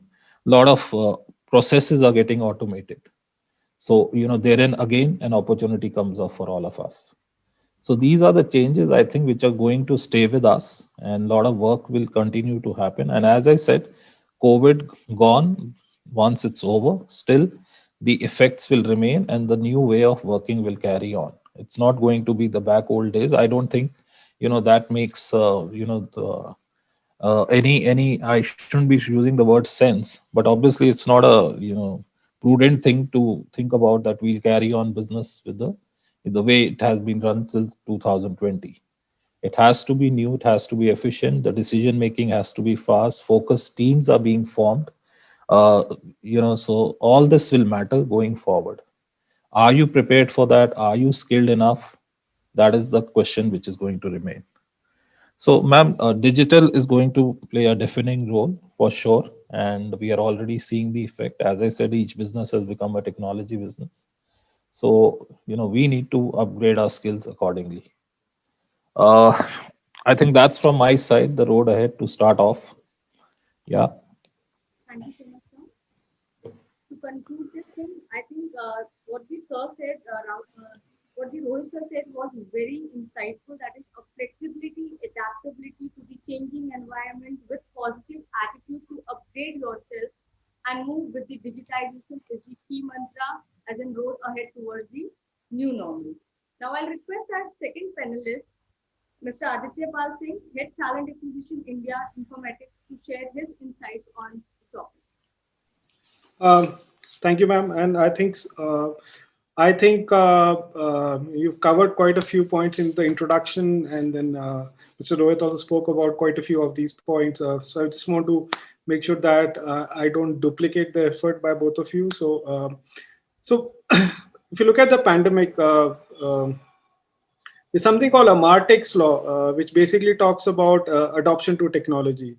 And a lot of the companies and a lot of places were not ready to adopt technology, and we were forced into it, right? So Martech's talks about your adoption to technology is this, and the technology speed is going at this. So there is a delta, and that's a gap. And a lot of people were caught napping during this phase, right? A lot of people realized moving this to virtual and few other places. So organization moved faster, but then obviously adoption took more time as compared to various industries. A couple of areas which will be post pandemic and in current pandemic have become focus areas are one is your well-being, both physical and mental, which will play a very important part from an organization perspective, because now for a lot of us, it's home and home office, right? Both at the same time. So we've got into that phase. Remote working will be an area which will be a big boost. In fact, I wrote an article for one of the magazines because I see that location agnostic jobs hopefully should come up. This way, it will help get talent from other cities who don't want to move to those areas, and congestion in larger cities will become less. So you need not come to an office to get work done, right? There are a lot of work which need not require you to come to office, right? Uh, Teams will become far more agile when it comes to people in the organization. They are smaller teams, scrum teams, which basically look at delivering things on a faster note. Sir already spoke about digital model. I think so that's the way a lot of adoption will happen and a lot of people will move into that direction. That is anyways happening. Uh, a key area you will see a change is on leadership, right? It will become far more adaptable, far more flexible. You've seen leaders speak upfront, far more humane, right? Resiliency, creativity, situational leadership. I think these are the qualities which will come into play for leaders in the future from an organization standpoint. Now, let me come about to some of the skills which I feel for the students will be very important. I do quite a few webinars on workforce of the future, and some of the skills which will be very important for the future. This thing is one, you realize the fact that there are multiple generations going to work. Gen Z is the new one which has come into workplace, so you can imagine the chaos which is happening at the workplace, right? So some of the skills are like complex problem solving, critical thinking, creativity, people management, because imagine managing people who are virtual, global, remote, emotional intelligence, being more empathetic, judgment, but taking not into current into account, but also future into account, being far more service oriented, anticipating your customer before they come to you, right? Your ability to negotiate and cognitive flexibility, right? These, I feel these are some of those areas. And learning, obviously you have to be a continuous learner. We are all our learners as we speak. I see a concept called T-shaped learning a lot, where we basically are, while you are an SME in one area, it's important that you understand the peripheral functions also next to you for you to learn, and then make sure that you contribute to the growth from an organization perspective. So just wanted these are my inputs, just wanted to be precise and brief on that. Thank you, ma'am. Thank you so much, sir, for the insight in regards to specifically the leadership style. I'll really acknowledge the thing is that a situational leadership is something which would be there mapping a road ahead for the next normal, because this is something which is, I was also reading that don't let the crisis opportunity go away. So take this crisis or take this particular situation as an opportunity, and definitely you will find something more to move ahead rather than just survive. So I'll be having few of the questions, right? If the very first question that I have with me is for Rohit sir. Yeah, ma'am. Rohit sir, with the pandemic set to transform higher education setup, we know there are huge challenges as well as room for innovation. We'll request you to kindly share your ideas of new normal in education setup, focusing on enhancing learning experience and gaining up the knowledge. Yeah. Okay. Ma'am, as we all are aware, the way education, is being imparted, that's undergone a huge change. Everything has become virtual, and as we speak till now, also there's huge debate whether students should be coming to schools, colleges, or should it be online. There is a rift going on between the education, the educators and the parents. Yeah. So all this is the new thing, new normal now going forward. What do we do? The opinions are divided whether the way we are imparting education now, is it really up to the mark or not. Very very blunt and honest thing I'm saying, that whether it's delivering the purpose it is there for. So this is a time wherein a lot of transition is happening across sectors and not only education. Going forward, yes, technology, as I said, is going to play a big role. And in education, obviously, it's going to be the main thing which will remain for sure. And everything, I think, going forward would require technology in its execution. Having said that, my personal view, obviously, that face to face, that interaction with the educators and in the premises and all that, that is required too. So once the pandemic is is has gone down, the effects have died down, I think we need to go back to the way we used to. But yes, coupled with obviously the advantages technology offers to us. So I think it has to be a hand in hand with both the the old as well as the new normal, which has to remain in education specifically. Yeah. In terms of everyone spoke about the skills enhancement which is required in various forms. That so the way education will be imparted, the emphasis, obviously we need to keep looking at new emphasis which are required in the education line. What do we educate the students on? So that is also going to throw up some new sectors for sure. As I mentioned, data analytics, lot of news things were mentioned by Aditya also. So nobody thought of for example, let's say the entertainment sector, entertainment industry as a whole, or a social media. Suddenly they will become so big, so huge, and going forward, obviously. So our education has to think about what do we require to really bring focus, make people experts in these lines also. So India obviously specifically has a long way to go still, but as you mentioned, the opportunity, that is immense, huge. So every pandemic, as I said, throws up opportunities. So, and this also I mean, the initial feeling you get right now, yes, you will certainly you will see in the years to come new giants being formed in new sectors. So I think India obviously is very well placed for that. Our education sector, needs to, contribute. And I think government is supporting there also in a big way. So I think we are all set, and I remain an optimist for sure, in spite of this pandemic which has happened. And students, I think, the timing of their whatever, moving on into the corporate sector as and when they do, I think that should be in their favor more. So I would like to maybe soothe some nerves there in case there is some worry. I think they are very well placed, but yes, I mean the only catch is, yes, you need to upskill continuously, consistently. You need to be a learner, as Aditya mentioned. You need to be a multitasker for sure, because I think the organizations already, as I mentioned, productivity term, they are expecting more output from less people. So are you there up to that? So you need to remain agile. You need to be someone who is ready to take more stress, more pressure. When I'm asking for more productivity from less people, obviously there's going to be no more pressure. Are you up to that? So these are the things which we need to keep in mind while we are preparing our youth for future, for the corporate world. Yeah. Thank you. So much, Rohit sir. I totally agree with this that right now, if we talk about work-life balance, we talk about a very comfortable job would definitely not work out. We need to be ready to face the challenges together with the industry so that we all can survive and move forward. My next question would be from Aditya sir.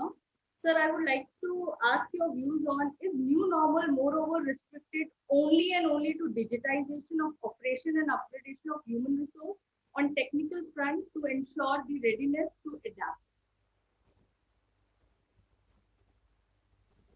adapt? Ma'am, your voice is little feeble. I can't hear it. Little more, if you can be. Is it clear? Yeah, yeah. So the question is new normal moreover restricted to only and only digitization of operations and upgradation of human resource on technical front, ensuring their readiness to adapt? So the new normal is not, okay. So assumption is everything can't be done by technology, right? I talked about the skills, right? The new normals are the new skills which I spoke about, right? You need to understand it's an adoption to the new direction which we are moving as individuals, right? The skills which I spoke about, your critical thinking, these are the skills, cognitive thinking, these are skills which are not much to do with technology, but your ability to adapt to what's happening around you, right? So while we speak about a lot of areas, from a futuristic standpoint, the workforce has also evolved, right? We need to understand that right now we are getting into a phase where workforce is far more older. It will become far more older by virtue of more medical advancements. So average age, if I'm not wrong, in due course of time will be 74 for men and 77 for women. People will work longer, right?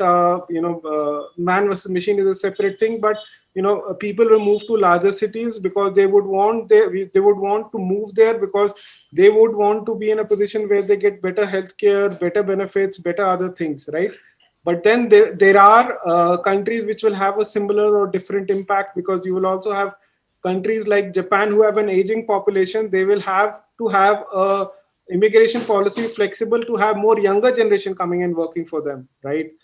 You also have the coming of gig economy, where people want to work for a shorter period of time. Now what has happened with COVID or these situations is, while a gig worker comes and works for you, after he or she leaves, the insurance is not covered, right? That person is off your payrolls, right, for that period of time. Now organizations are thinking of saying that, do I continue bearing that for the timing till this person does not pick up something else, right? So all of us, irrespective of not only technology but every direction around you, is moving in that direction. It's only that technology is enabling you to adapt to it at a faster pace.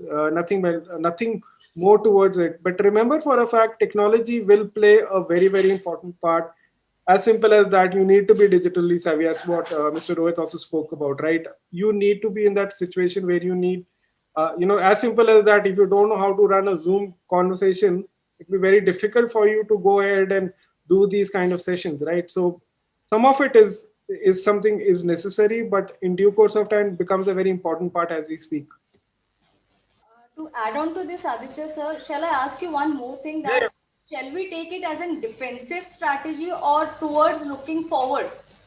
No, it is not a defensive strategy. It is adoption, right? If you are not going to adopt, it's like being a parent, right? If you're not going to graduate from being a father to a friend, and to be a friend in with your own children, then you will go down the drain after a period of time, right? The relationship across needs to evolve. We as human beings have evolved, right? You moved from bullock carts to today to electric vehicles, right? We have evolved. You need to continuously evolve, otherwise it will become a challenge after a period of time.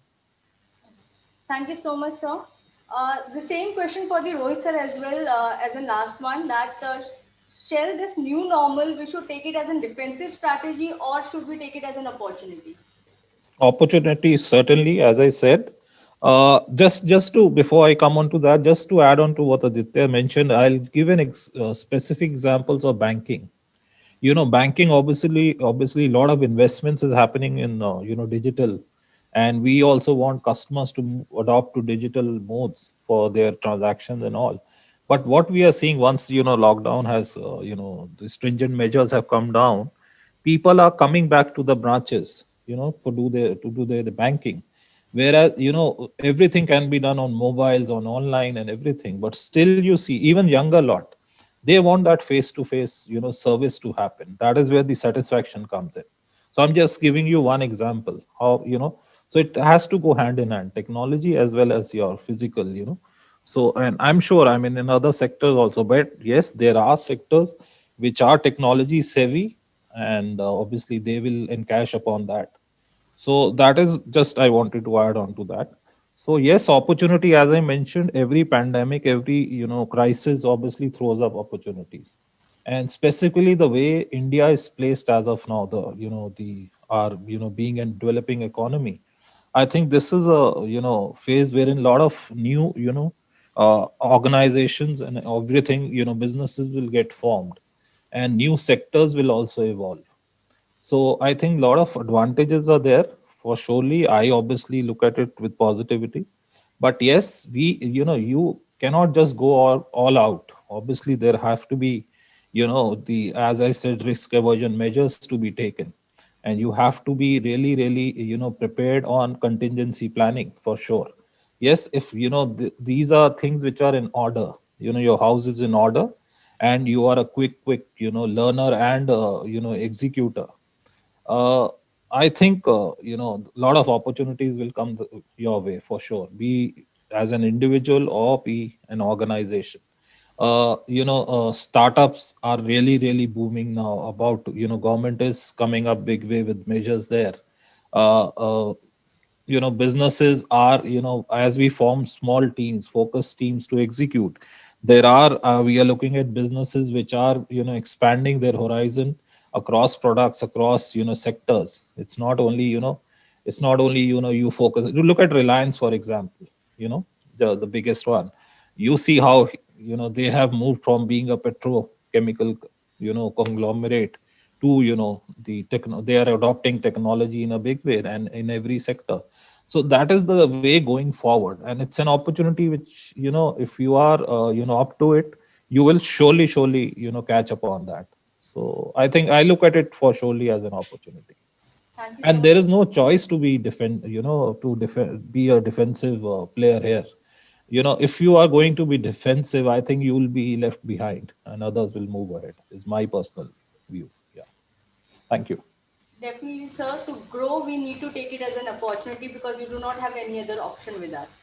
Exactly. Thank you Yeah. so much, sir, Aditya and Rohit sir. To summarize this, the future of the work, or what is being called new normal, is all about networking, virtual interaction, cross-functional and decentralized team, and newer skills and knowledge. Human resource role being the heart of the organization is to bring transformation amongst employees, making them more responsive and innovative to ensure survival and growth. Thus, decoding the new normal, that is mapping a road ahead, required redefine organization culture, HR practices, HR strategies, risk and challenges, relook communication model, training and development, leadership skills, infrastructure, and competencies of the employees, redesign employee health and mental well-being strategies, employee engagement plans, digitization and collaborative models, and reincorporate new strategies, new process, new role, new norms, and intervention with flexible mindset. Lastly, as an HR itself, this is the bang on time to design our own new normal. Roads will be mapped once we firmly admit that it is normal to accept the new. Thank you.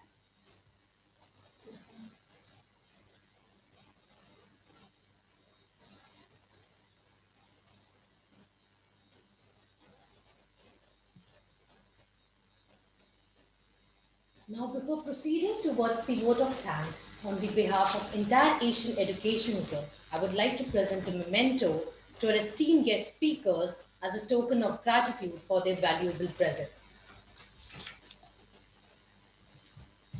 So, Mr. Rohit Kapoor, Director and CEO, Trufido Budgetary Education Private Limited.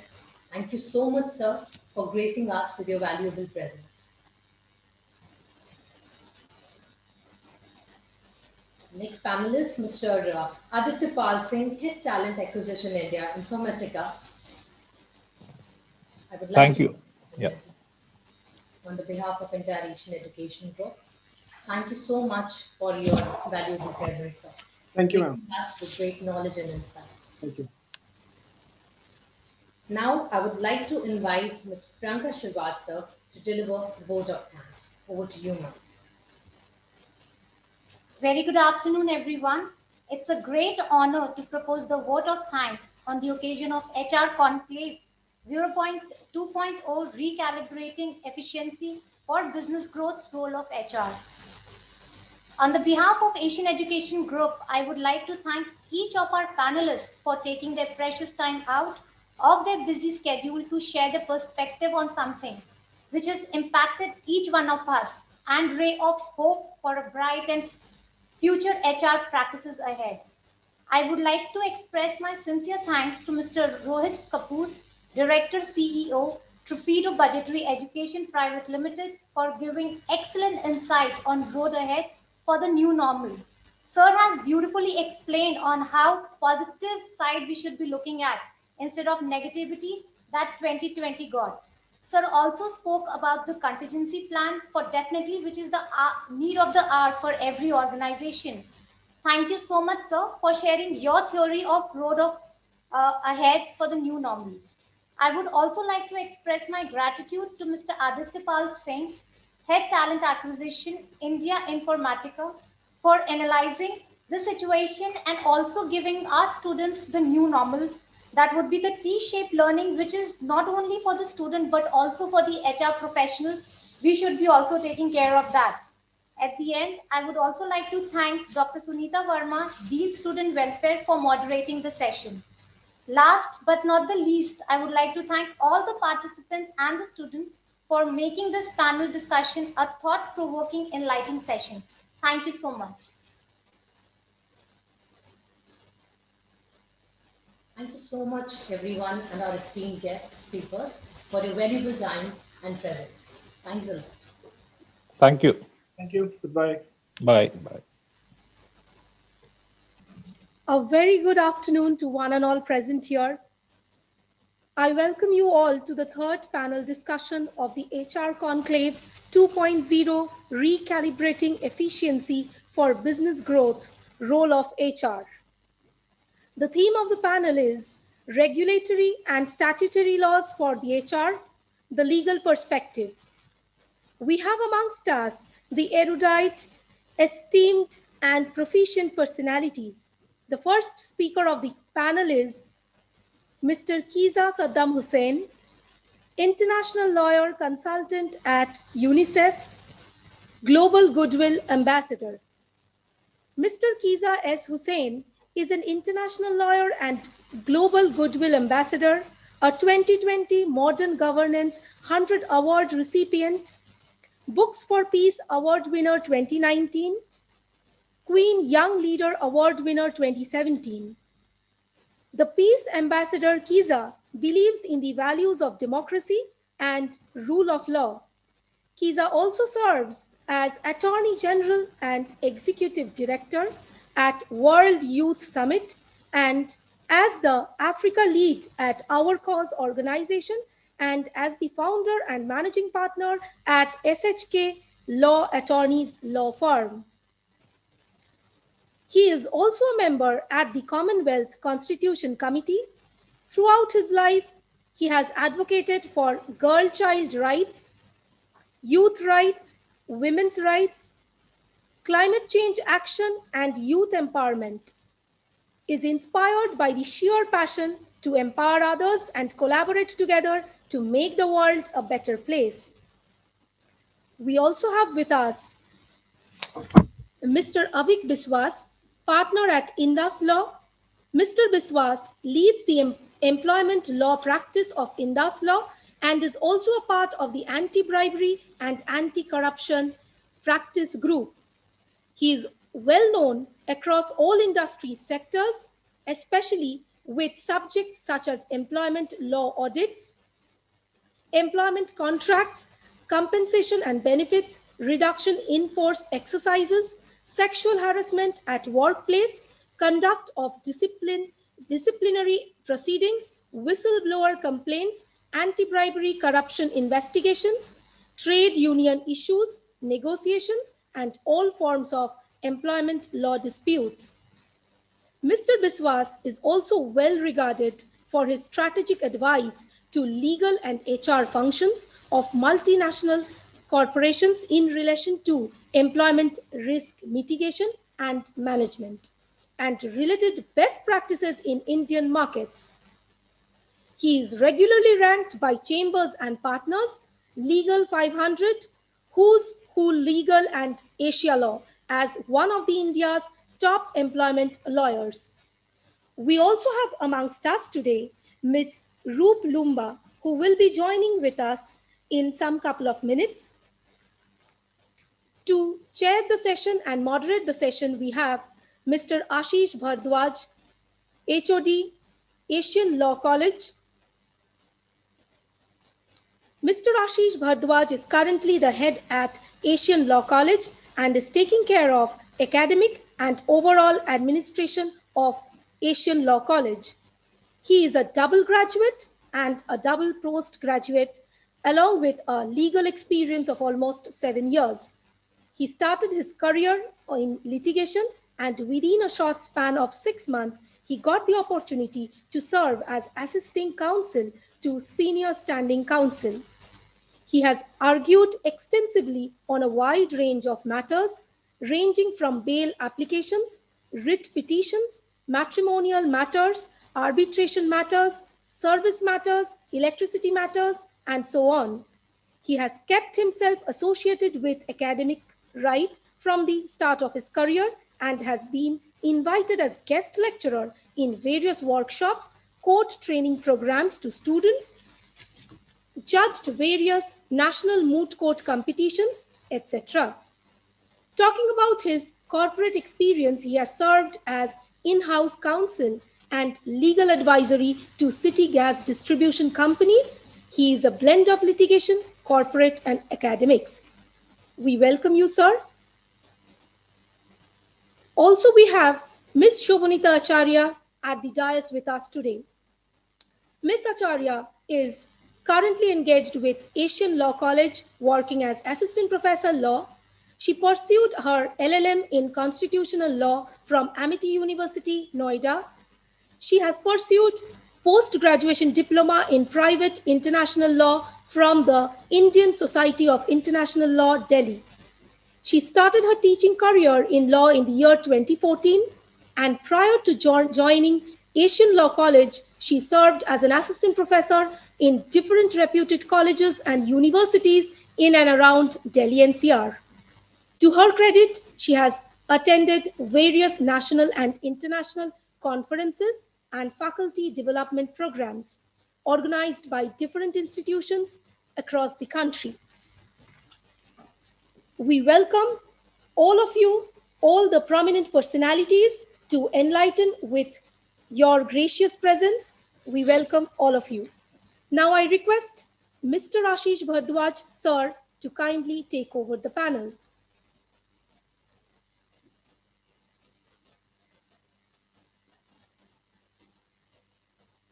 Thank you, ma'am. Thank you for the generous introduction and this opportunity. Before we take this discussion ahead, I would again like to extend my heartfelt gratitude to the panelists of this session, starting from Mr. Kiza Saddam Hussain. He's an international law consultant at UNICEF, Global Goodwill Ambassador. We welcome you, sir. Then we have Mr. Kavik Biswas. He's a partner at Indus Law. We welcome you, sir. And then very shortly, the third panelist will be joining us, Ms. Ruth Lumba. She's the General Counsel, Head of Ethics India.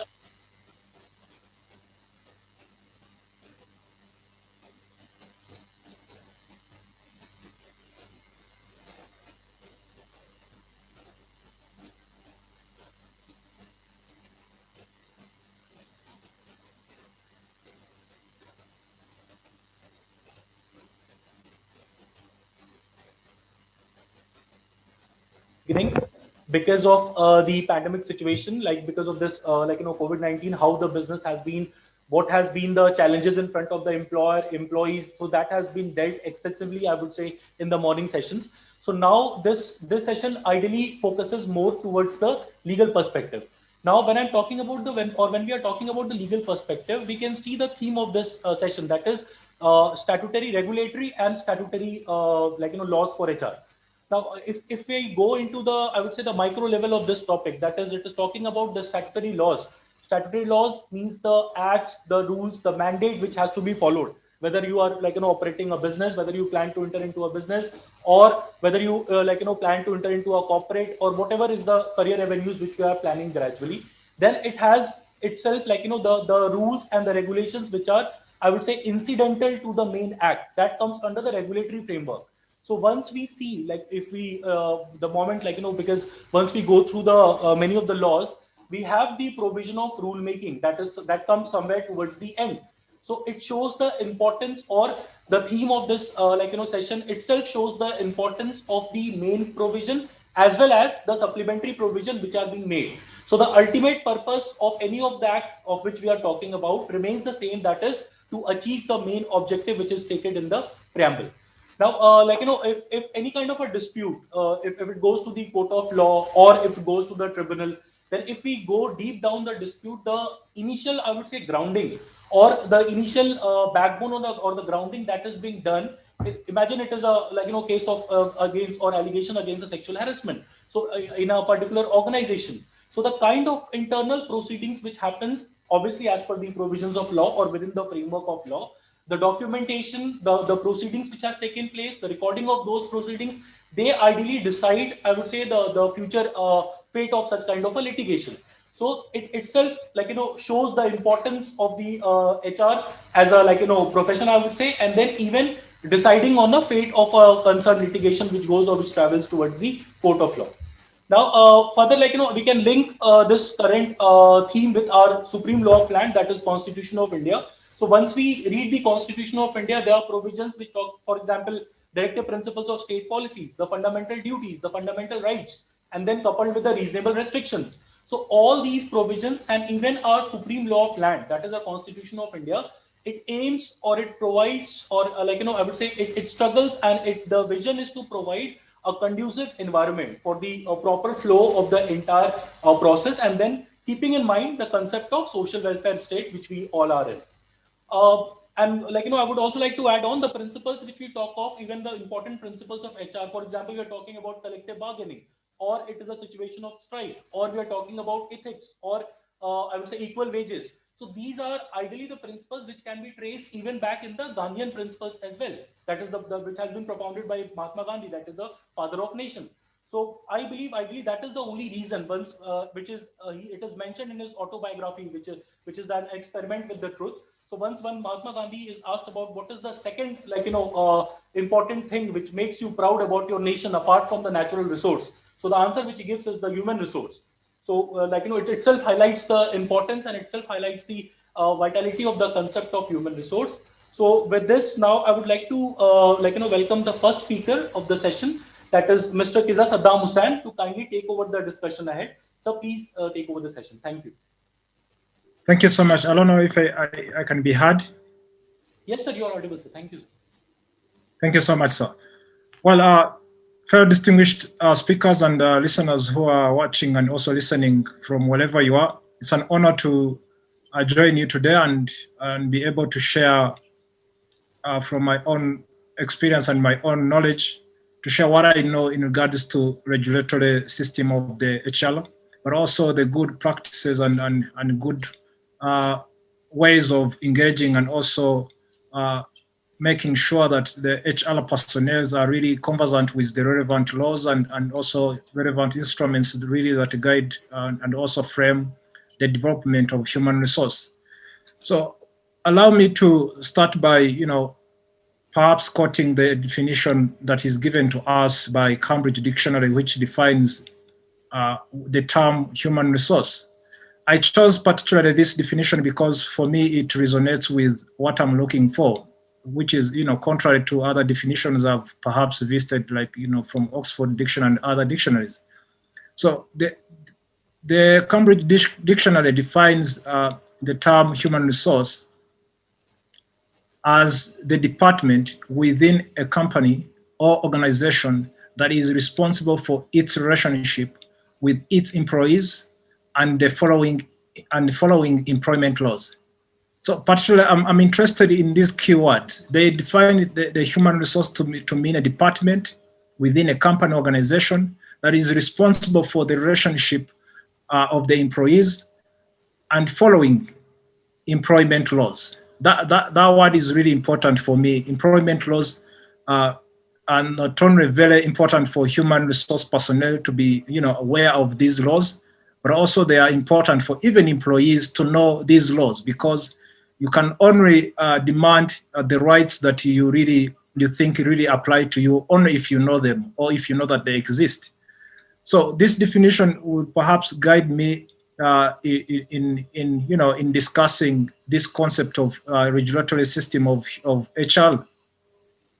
So going forward, why do I think the human resource field, or which others call it the human capital field, is evolving and developing.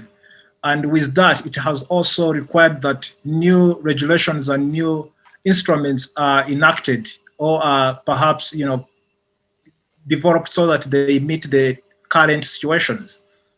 But with that also, we cannot disregard the historical developments that have shaped the relevant laws that really contribute to the development of HR. So if I talk about the historical developments, we have to go back to the Second World War. What happened by then? We saw a disaster of where people really had no rights. People were used anyhow by uh, factories and companies that really did not regard or value the human capital or the rights of humans by then. So with that, we saw a declaration being, uh, countries coming together to form a universal declaration of human rights. For those who understand, who have been in international law, they know UNHCR, how it came to existence and its purpose. And for me, it's critical to go back to this declaration because it has not only shaped the evolution of HR, but also employment laws, but has also guided us to date to be able to be where we are in regards to, if we're talking about, for example, rights of the disabled, or talk about having policies in place which really criminalizes or penalizes companies that really don't adhere to policies regarding to maybe anti-sexual behaviors or any kind of sexual abuse behavior within the workplace. So if we look at Article 23 of the UDHR, I want to specifically really highlight these provisions because they are really interesting, but also relevant in our discussion, even perhaps at the national level. I understand international instruments are not themselves enough to really warrant countries to adhere to them unless they have been rectified and also domesticated within their national laws, which I understand India follows the same procedure. So going back to Article 23 of UDHR, it states that everyone has the right to work, to free choice of employment, to just and favorable conditions of work, and to protection against unemployment. Let me just read it quickly, then I'll go back to my discussion why I highlighted these provisions. Then clause 2 of Article 23 states that everyone without any discrimination has the right to equal pay for equal work. Clause 3 states that everyone who works has the right to just and favorable remuneration and ensuring for himself and his family an existence worthy of human dignity and supplemented, if necessary, by other means of social protection. Clause 4 states that everyone has the right to form and join a trade union for the protection of his interest. So why I stated these provisions is because they really highlight some of these relevant laws that we have in our respective countries internationally. If, for example, we're talking about the right to free choice of employment, as HR, I understand that you are responsible, to bring in, to recruit new employees, but also to some extent discharge them where they are working contrary to perhaps the mission and vision of the company or organization. But with that in mind, also as an HR personnel, you have to know that regardless of these people coming to your organization or your companies, they have a right of choice in regards to whether they should stay or whether they should leave. And I think this can also be reflected in many of the contracts that are framed within different companies. Some companies have really restrictive contracts that tend to wash away or to take on these rights from the employees. For example, maybe you can never leave anyhow. Maybe you cannot compete with us if you leave. Maybe you cannot work in this particular sector. So for me, those kind of restrictive contracts, they tend to undermine these kind of provisions that are really enshrined in the Universal Declaration of Human Rights. Then if we talk about the right to not to be discriminated, as HR, I think it is within your, I think within your powers or within your docket to make sure that as the organization or the company has relevant policies that really prohibit any form of discrimination, either be it on race, color, or origin, country of origin, or how you look. All these kind of discrimination that really undermine the progress and also the development of human capital should be something that HR personnel should work hard to eliminate. And these are already captured in the UDHSR. But also, I understand in India itself, you have relevant laws. I think I'll highlight some of them, but good enough, we have a team of experts, lawyers who are working in India who are much well conversant with these kind of relevant laws that apply to this context. So going forward, this instrument really mandates countries who rectified to them to domesticate them in their local laws, using, for example, legislations, ordinances, bylaws, or regulations, and even to the company level, having policies like I've mentioned that really espouses these kind of provisions. So among other notable instruments that I feel I wanted to share with our audience, our followers, are for example, we have the Equal Remuneration Convention of 1951. This convention, it's more or less relates to some of the things I have highlighted in the UDHSR. This convention basically warrants members to be able to appropriate methods or operationalize any kind of a system that determines how people are paid, in terms to the work they do. So it really warrants, institutions and countries to put in place fair and consistent methods of ensuring that all workers are really paid equally for the work they do, for the equal work they do, and so long as they have the same qualifications. And this really goes further than just work, but also gender-wise. We understand that globally, women have been disadvantaged to some extent, that men are paid more than women even when they're doing the same work and they have the same qualifications. So countries which have ratified this convention require that in their own domestic laws, they make sure that men and women are paid equally for the same work. Then also, I wanted to highlight also the another convention that I understand that really maybe the HR personnel should perhaps visit and try to be, get familiar with it, and to some extent because it relates to even some of the local laws they have in place. The ILO, or the International Labour Organization Declaration on Fundamental Principles and Rights at Work, which was enacted in 1998.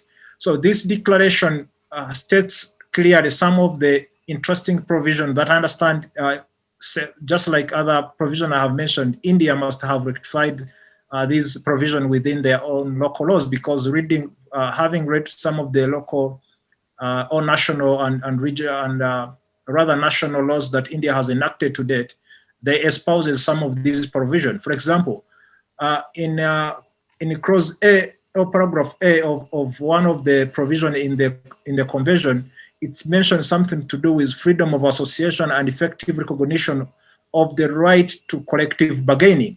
And this clearly talks about labor unions. Can really employees form a union? Maybe my colleagues will remind me in India, but I understand that in India, if a company has around, I think should be 9 and above employees, I think I stand to be corrected. But though if a company has people who are employees who are more than 9 and above or 20 and above, can form a union within the company.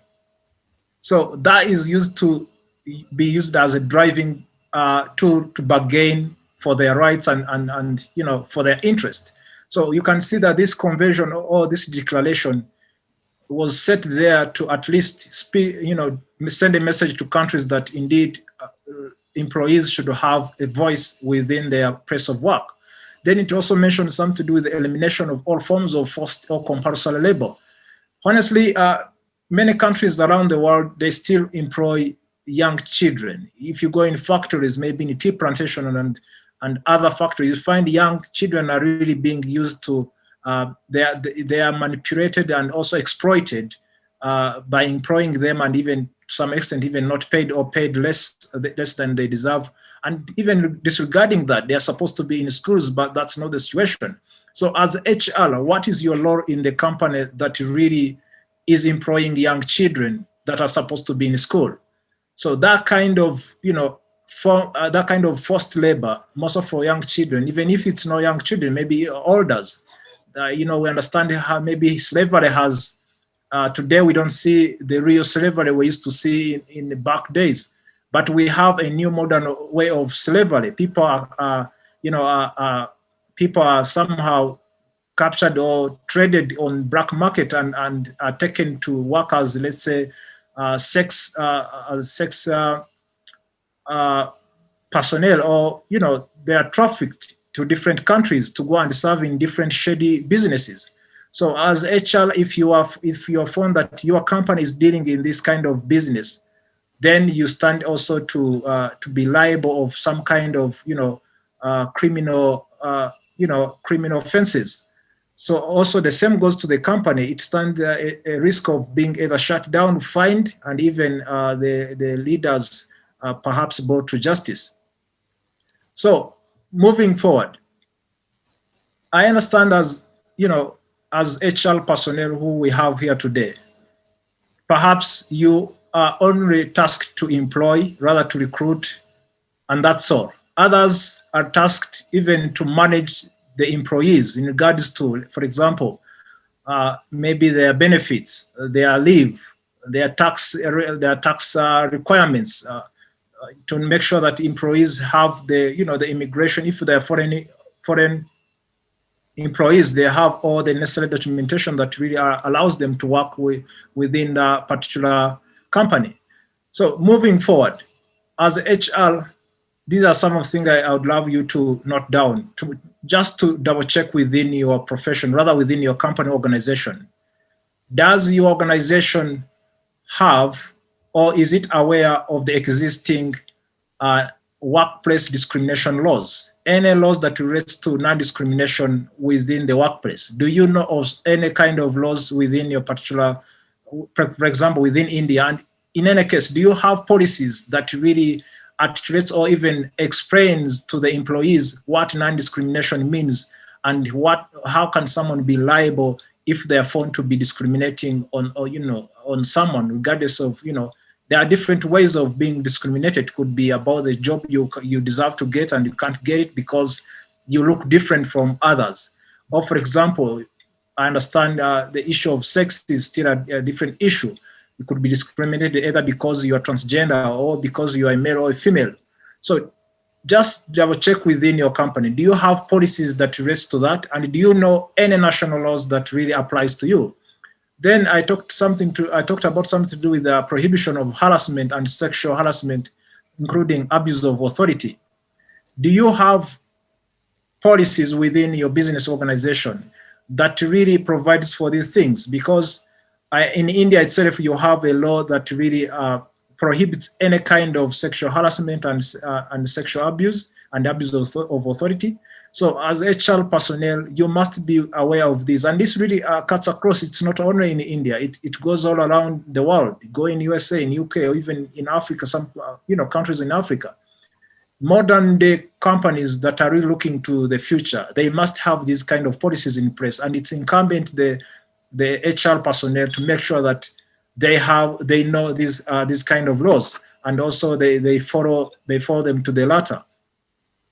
Then the other thing I also wanted to mention, as HR personnel, do you know any relevant laws that provide for benefits to your employees?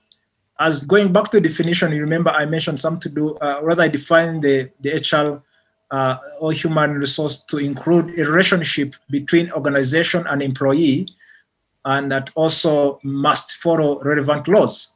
So relevant laws connotes that there are do's and don'ts, and there's also repercussions for not following such laws. So if you have employees, and they're not, for example, you're not really paying their portion to, for example, to their pension fund, you could stand a risk of being penalized in regards to either fine or any kind of sanctions that the law provides. So as a human resource, you must know these kind of laws. Yeah, those who employ international workers, you must know the immigration law. What is the required visa that is required for someone to work in your company? Because if they find someone working illegally in your organization or company, as an HR, you might also be in trouble for that. Then what are the workplace safety laws that exist within your locality or within your field? If you are in factories and mining, you know that the safety laws are really very strict on these kind of businesses, because you not only put people's lives at risk, but also you risk the whole industry. For example, in mining, without having safety guidelines, and people who are working underground, they could be trapped in and could be a national disaster. And we've seen this even in other, in other sectors, in construction, where you find workers are working without the necessary protection materials. So as an HR, you must know these kind of rules, and perhaps you should also have a policy that clearly, explain these kind of guidelines.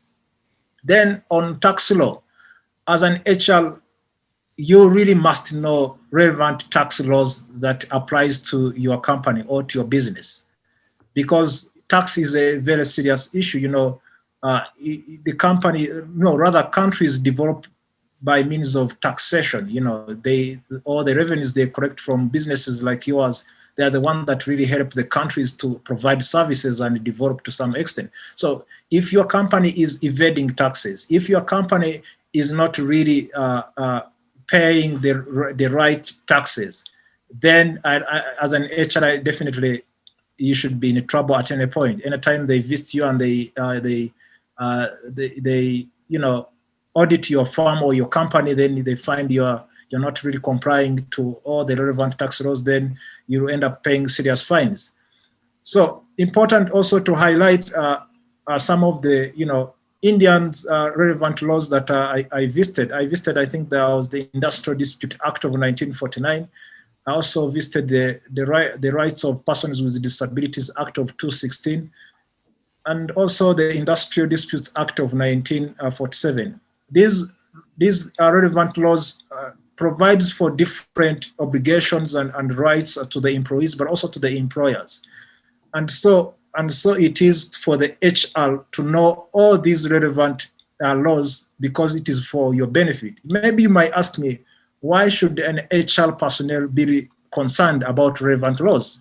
My task is perhaps to monitor and also engage with employees of the company so that they are really productive, the company is growing because of the human capital that they employ.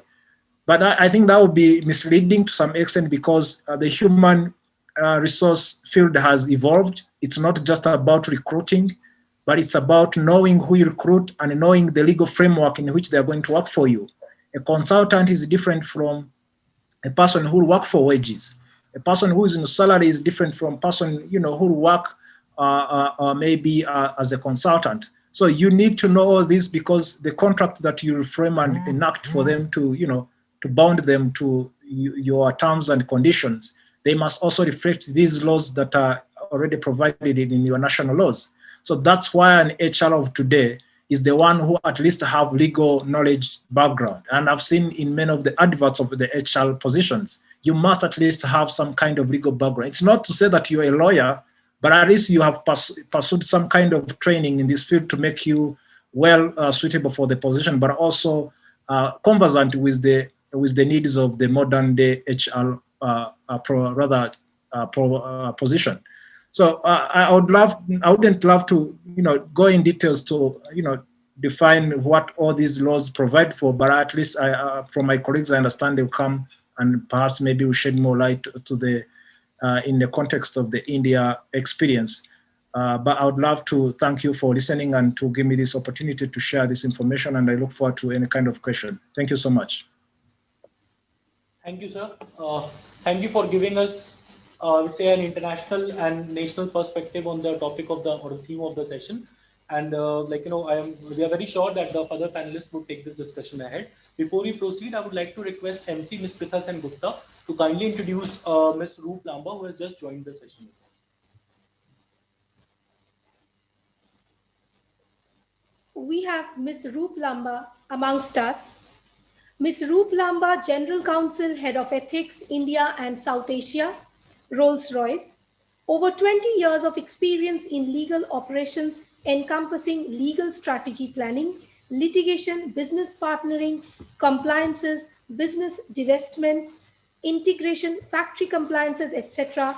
Ms. Lumba is well versed with civil, criminal, and commercial laws, corporate laws, food laws, and constitutional law of India, legal, metrology laws, labor laws, sales tax laws, etc. She holds the distinction of administering legal operations across the Indian subcontinent, including South Asian countries. Proficiency in performing in-depth legal analysis of the issues raised by cases, as well as providing strategic and commercial advice to the management on various legal aspects and compliance of various provisions of law. Her expertise is in drafting petitions, complaints, written statements, legal notices, and other ancillary and related works. She possesses excellent negotiation, presentation, analytical, and problem-solving skills. We welcome you, ma'am. Thank you very much for inviting me to address this session, and good afternoon to everyone, and a very happy new year to everyone. Well, I'll keep my session very short. My topic is statutory compliances for HR department. And so as far as statutory compliances are concerned, I think I'll broadly divide them. I'm going to be taking this session at a very high level. I'll kind of divide them into three categories. One category may be statutory compliances which are required for perhaps the office of any office of profit, statutory compliances required for factories, and then your retiral benefits.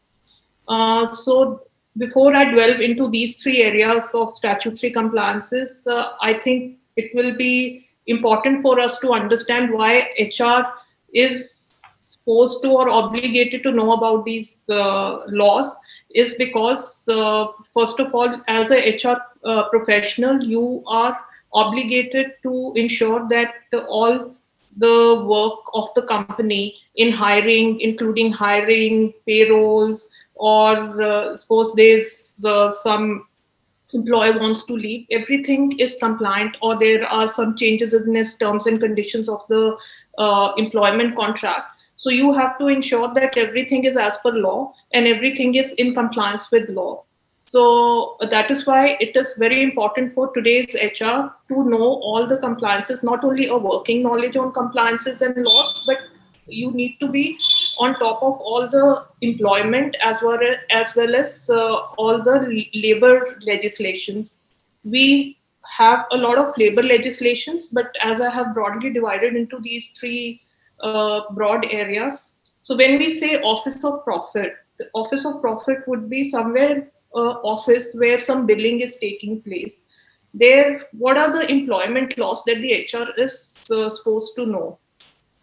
So the HR is supposed to know the Shops and Establishment Act compliances. It is always good that practically he should be having a checklist with him so that he could check whether everything is compliant, maybe on a monthly or a bi-monthly basis. And under the Shops and Establishment Act, you also have the Payment of Wages Act, that timely payment of wages are taking place. Then you have Minimum Wages Act. Then, I mean, so that the wages are being paid off to employees at the rates, and the HR is aware of the latest notifications by the state government. So as far as Shops and Establishment Act is concerned, it's a central act, but states have been given the empowerment or the autonomy to draft their own state rules. So as you know, India is a union of states. Each state can draft their own rules. Under the same act, Shops and Establishment Act, employees do enjoy other benefits also, such as such as in leave. So there are some earned leaves which an employee is entitled to per year or per month of putting in some days of work. He's entitled to some number of leaves, and which cannot be taken away by the employer. So HR is supposed to know that very well. You cannot take away those leaves.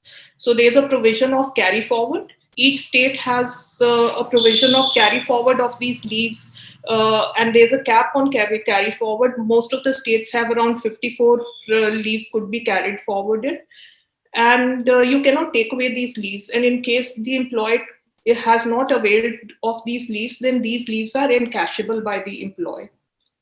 And then going further, there are most of the employees are not aware of their rights here. So what the HR is supposed to do, and that is also mentioned in the Act, is that in a conspicuous place, the HR is supposed to ensure that the extract of the Act is displayed so that each employee could read and know about his rights. So this is like in office of profit, and shops and establishment is followed not only in corporate offices, but in warehouses and other places of business. So there's no exemption under Shops and Establishment Act, and each state gives the business entity a license to work under Shops and Establishment Act. And in case the entity fails to obtain that license timely, there are penal provisions attracted. So HR is responsible in most of the organizations for ensuring this, and he is supposed to know all the compliances under this Act. This is a very high level of overview which I have given. There's a complete checklist which HR is supposed to be aware of. And besides this, as just now my fellow colleague mentioned, there's also an Industrial Disputes Act, which HR is supposed to know very well. And they're based on some qualifications. There are Industrial Disputes Act does give some rights to the employees. And I'll just give you an example. An employee's terms and conditions cannot be tampered with without giving a 21 days notice to that employee. So during pandemic, we came across a lot of such examples where pay cuts were implemented, or your work hours were tampered with and all. So a lot of debate was going on in the legal circle how to go about these things, and HR was coming back to legal departments or lawyers. And so this act came into play, that how this could be done where the business could be balanced along with the rights of the employees. So again, the Industrial Dispute Act is very, very important, subject to some qualifications, that whether anyone falls within the framework of a worker and employer, and so on and so forth. And besides that, any employee's services cannot be terminated without giving him a reasonable opportunity to represent himself. So this reasonable opportunity comes or emanates from the principles of natural justice. So this is a principle of natural justice is something that you give equal opportunity to the employee, so that he's not condemned or penalized without representing himself adequately. He's given adequate opportunity to represent himself. This is again under Industrial Disputes Act. And disciplinary proceedings are followed. Again, HR is supposed to know all the principles of disciplinary proceedings, and in case any organization feels that there's some gap which needs to be bridged for overall awareness of the HR, there are many training platforms where HR needs to be trained. So then coming to factories, factories are considered to be grounds where workers' welfare has to be ensured. So there's a Factories Act. India has a Factories Act, and there are number of compliances for which are labor welfare compliances, including the number of hours of work, the shift timings, and the first aid facilities, and so on and so forth, maternity benefit, And so these are again social legislations. There are number of compliances. There are number of factory compliances which have to be complied by an organization, and HR is the custodian of these compliances. He's supposed to know about these compliances, and he's supposed to ensure those compliances, and any violation of these compliances attracts penal provisions, and they also have criminal liability ranging from an imprisonment and fine or both.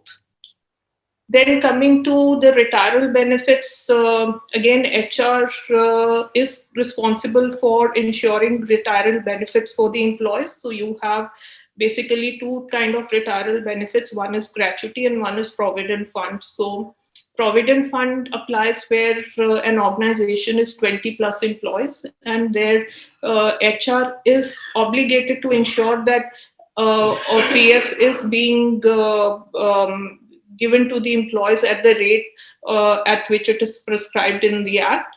And similarly, gratuity, if any employee has put in more than 4.5 years of service, then for every 15 days of completion, for every year of completion of service, he's paid 15 days salary. And so all those laws have to be followed. And this is a very high level kind of an overview of laws which the HR is obligated to know. And it's not only a working knowledge, he has to have a complete knowledge of these laws. And I do understand we are supervised by or we are subject to a lot of labor legislation, and it may not be humanly possible to know what are the compliances. So a way around it is that each HR need to have their own compliance list. There are a lot of tools available in the market these days to ensure these compliances. And I think those platforms can be utilized to the best benefit. So that's all from my side, and I'm happy to take any questions that anyone may have. Thank you, ma'am. Thank you indeed for giving us, I would say, a brief insight, though brief, but a detailed version of the bare provisions of the relevant acts which are governing this entire domain of HR and then the labor laws and the social welfare as well. Now, moving ahead, now I would like to request our next panelist, that is Mr. Avi Biswas, to kindly take this discussion ahead. Thank you. Hi, thank you. Am I audible? Yes, sir, you are audible. Yeah, hi. Thank you for having me on the forum, and a very good afternoon to my panelists also and the participants.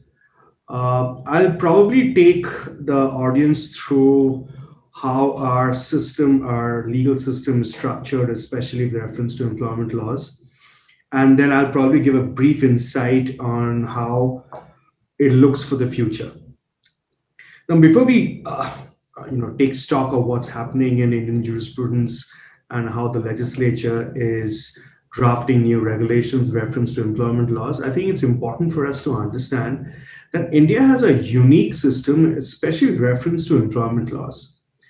I think the closest parallel that I can find in the system that India has today is actually the United States, where India has a set of central legislations and also has a bunch of state legislations. Now that's because of the structure which has been mandated by our constitution. So at any point of time, a company in India is governed by central laws as well as state laws. And you'll always have to abide by both. There's no exception. Now, if you ask me what's the difference is that central laws, more or less, what they do is govern the overall relationship between the employer and the employee.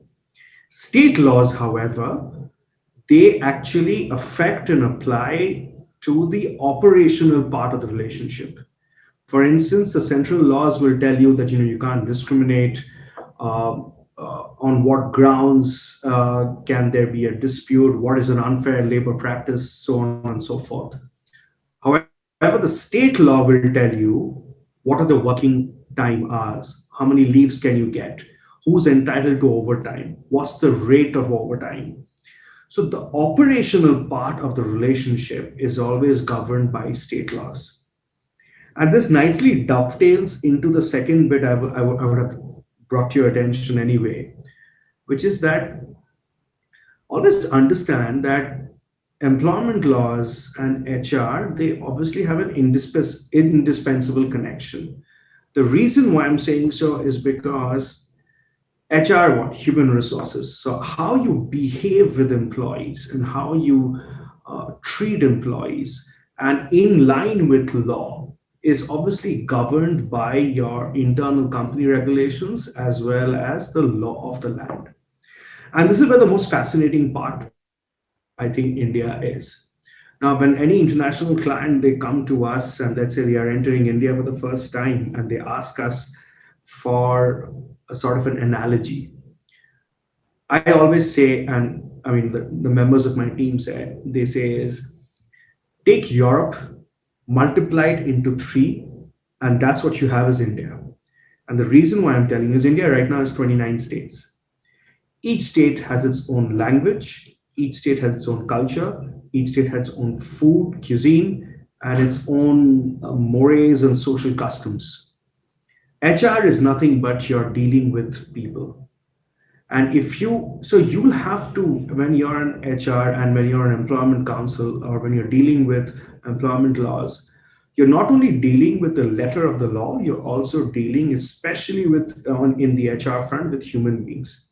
And it changes from state to state sometimes. It changes from culture to culture. So even within a single country, we have so many cultures, so many types of people coming together, and they are. I mean, when you go to a really, any of our big cities, or Delhi, or Bangalore, or Bombay, Chennai, Hyderabad, Calcutta, Pune, you go to any of your big cities, you will always see it's a mix, it's a cosmopolitan atmosphere, it's a mix of culture. And that's where you need to have a harmonized way of applying the law.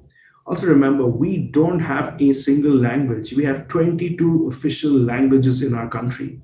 We don't even have that way one language which triumphs the other. So that's also a strength. And that, I think, when it comes to HR compliance, employment law compliance, you have to take all of these differences into account. Because at the end of the day, a dispute arises, an employee dispute, employment dispute arises because of a misunderstanding or a misalignment of expectations between an employer and the employee. And that's where HR plays such a crucial role along with employment laws. Now, coming to my next topic is, I think, what's happening today in the field of employment laws in India. Today, we actually have about 45 central legislations and about, excuse me, about more than 100 state legislations. Now, what the government has done in recent times is it has passed the three labor codes. You have the Social Security Code, you have the Industrial Relations Code, and you have the Wage Code. Now, what the government has done is at least 25 of those 45 legislations have been consolidated into these three codes. Now, is there a big difference to which how the private sector, the public and the private sector needs to look at these codes? The answer is both a yes and a no. There are certain big differences, like for instance, our definitions of wage has changed. When you're getting, when you're firing people, when you're going through a reduction in force, the different thresholds for taking approvals from the labor department, the thresholds have changed. What else has changed? The government has, for the first time, introduced the concept of a gig worker and a platform worker, because the laws also have to keep track of the changes which are happening in the sector. So because your Zomato, your Swiggy, your Uber, Ola, they were not recognized earlier. I mean, the laws were not attuned enough to even recognize that kind of an engagement. The laws right now today, they've introduced those systems. There is a provision in the code which says that the government may come with a social security scheme specifically for platform workers, which means that they may have some retirement benefits, and that fund can be contributed by the central government, the state government, as well as the employer. So yes, there are a lot of changes coming up. Whether there are, the entire environment ecosystem of labor laws will change after these codes. My opinion is the answer is no. Another reason is because these are only the codes, the central rules will come across, as well as your state level rules will come, because again, that's guaranteed by our constitution. So the actual shape and future of our labor laws, we can accurately evaluate after the central rules and the state regulations come across. But if you ask me today, there's a lot of changes, and the private and the public sector companies would have to match up with those changes. But we don't know for sure. The jury is still out whether everything will change or not. That we can only conclusively let everybody know after central rules and state regulations come out. The last bit is, I think we need to also acknowledge and recognize the role of and I'm sure somebody like Group will agree with me, the role of the private sector in ensuring HR best practices and compliances in India. Now, when we opened our economy in the early 90s, what happened is in the first 10 years, I think we spent a lot of time in learning international best market practices.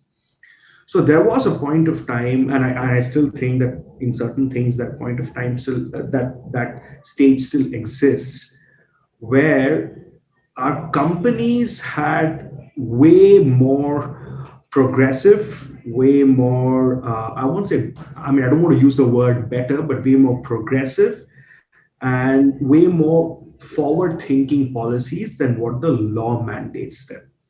This is because our private sector learned from its international peers. It learned what the best standards are across the globe and started adopting them.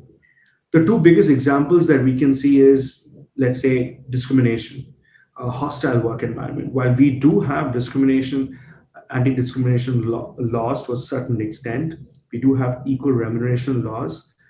But the way the most of the private sector have policies reference to discrimination, hostile work environment, uh, something else, paternity leave. Right now, there is no legal requirement for paternity leave in this country. However, you see a number of companies, especially today, who actually give paternity leave. In fact, there are some high profile examples, they give paternity leave as much as maternity leave. The point of bringing this to everybody's attention is that our private sector, I think, has played a huge role in ensuring that some of our standards and some of our compliance benchmarks are actually have caught up with international standards and the international practices that we see. Of course, there's always significant room to improve, to develop, to catch up. But I think it's a great start, and I think not enough credit is given to our private sector. So this is the four things that I actually wanted to speak with. I wanted to discuss with the audience and my esteemed panelists. If there are any questions, happy to answer them. Thank you, sir. I would say thank you for sharing the jurisprudential perspective of the entire stream. And then, again, we are highlighting the unity and diversity, the concept which we have in our country, so beautifully through the legislations as well. Now we have three questions have come probably for the three different panelists. So I'll be starting with the first question that is for Mr. Kiza Saddam Hussain.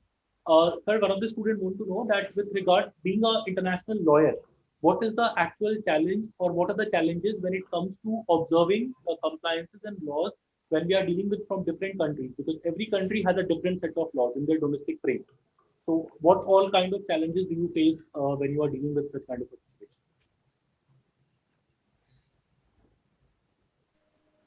Thank you so much, sir, for the question. Well, just to make sure I got the question right, you say, what are the different challenges someone meets who are working in international field, yes, and those issues relates to different countries, right? Yes. All right. Thank you so much for that question. For whoever asked that question. Well, I think people working in international field, in most cases, you have contracts. You have contracts which really clearly outlines your line of work and also liability. In any case, if there is a dispute, where should the dispute go? If for example, I'm working here, for example, I'm in UK, or I'm in UK, and I'm working for some company in India, maybe as a consultant, and then there is an issue in regards to perhaps unlawful dismissal or something, failure to to fulfill the contract. Where should we sue? So in that situation, of course, you can always question the issues of jurisdiction, which jurisdiction should determine the dispute. But that is also provided in a contract, because a contract is a covenant between parties. So parties have to make sure that they foresee these kind of things, and that's the role of HR as well, because the HR are involved in drafting these contracts. And if an HR is not really conversant with these kind of legal gymnics or legal technicalities, then you'll find that they are facing issues where it's hard to for example, file a dispute for an international employee who is in USA and is working for a company in India. But if they say the dispute is supposed to be handled by a labor inspector, maybe in India, and also proceed to the relevant courts in India, then there's no question in regards to how should the dispute be handled. Then the other challenge would be, for example, maybe IP or even IT policies. If I'm working here and I'm working on a document that really has pertinent elements that require to be, protected, and because I'm here, my laws here clearly states differently from what laws in India provides for your internal policies, then you might find that maybe this country you can end up having a dispute whether this material or this information should be protected, or I have some kind of level of rights on these materials, or I should hand over all the materials to the company that employs me in India. And this also goes to data protection. And I understand this whole issue of data is even becoming more important in this DNA world where, for example, you see what companies are doing, these gigantic companies like WhatsApp and other, Twitter and other companies, which are having our information. And this also goes to the employees. Employees tend to have access to the data, central data of the companies. And when they're working internationally, you don't know how they will use that information because you don't have the central system to monitor them. So an issue would arise in regards to whether the information was shared contrary to the country's policies, rather to the company's policies, and you'd want to know how should we proceed on them. So those are kind of a few technicalities, but we as the HR and also as the field, we have to, the legal field, the HR has to engage law firms, has to engage lawyers to foresee these kind of challenges and provide for innovative solutions to preempt, and also give solution as quick as possible. So that would be my answer to that. Thank you. Thank you, sir. Thank you for the, I would say, detail and a brief the answer to the question. Now the next question, which we have received from the student, is for Ms. Roop Lumba, ma'am. Ma'am, the student wants to know, as you have spoken about the various legislations, for example, Factories Act, the Industrial Dispute Act. So more or less every act has an internal proceeding procedure, and then it further goes towards the court of law. So what is the importance of the internal proceeding which happens before the case or the matter actually reaches the court of law? Thank you. I think that's a very good practical question. And so the importance of internal proceedings is how fair and how independent and neutral the proceedings are, whether there is a process of natural justice which has been followed and equal opportunity has been given to the delinquent employee or not. So these are the factors which need to be seen. And the employee is well within its right to go and challenge the disciplinary proceedings in a court of law. So before it reaches the court of law, it goes into the before the labor conciliation officer. So he tries to kind of mediate and sort out between the two parties. And if the dispute is not addressed, then he writes a failure report, and then further it is marked to a labor tribunal or a labor court. But in case the proceedings have been, there's no bias in the proceedings, and there's no victimization in the proceedings, and a due process of law has been followed, I think they will not be set aside. So, but what is important is that a due process of law is followed, and in most of the cases, we try to hire an independent lawyer and to conduct these proceedings, or an independent party rather than an in-house party, so that there's a element of independence, and the person is neutral to both the sides. Thank you, ma'am. Thank The next question which we have received is for Mr. Abhik Biswas, sir. Sir, the student wants to know, as you have spoken about the plethora of laws that are there active in the legal domain. So, do you think that the number of laws actually act as a detrimental factor when it comes to private sector participation? No, look, it is what it is. Having the number of laws is, I mean, you can't negotiate with it. If the laws is there, you'll have to be compliant with it. I don't think it particularly deters any company from either coming to India, or because of the nature and size of our market, or if it stops any company from actually expanding to, more than one state in India. I don't think so. However, having said that, I think what can be far more suitable and far more conducive to operating businesses is, I think, a couple of things. One is enforcement of the law. I think there should be equal and consistent enforcement of the law. And when I mean consistent, I mean the standards and benchmarks expected across the country should be same. It's unfair to an employer to, where one state takes a very lenient view of a certain regulation and another state takes a far more harsh perspective. I think that inconsistency always scares businesses, because you can't anticipate what's the worst case scenario, you can't plan for the future. So one is that. Secondly, I think sometimes the bigger the name, the bigger the employer. I think it's my personal feeling entirely. I think sometimes courts in our country start with the assumption that the employer must be in the wrong, and that, I think, is not always a fair way of looking at things. Because if you are going to a court for a dispute, or you're going to the labor department to adjudicate something, I think the only expectation from both parties should be that the authority is fair and objective. And the third is, of course, and that's a very old complaint, which is that the pace at which our enforcements happen and our matters are dealt with in court.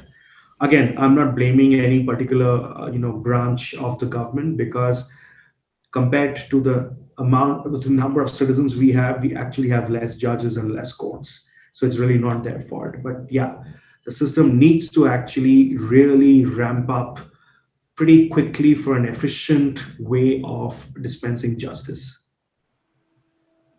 Thank you, sir. Now, just to quickly, let us take a brief synopsis of the session. Like we started, thanking all the panelists. Like we started the session with the international perspective for the definition of the HR. Then it was beautifully explained. Then the bare provisions of the act were dealt by our second panelist, and then towards the third panelist, that is, then we have seen the jurisprudential aspect, and then the unconventional part of the, I would say, the upcoming trends of the HR was also addressed. And with this, now I request the MC, Ms. Pritha Sen Gupta, to continue with the.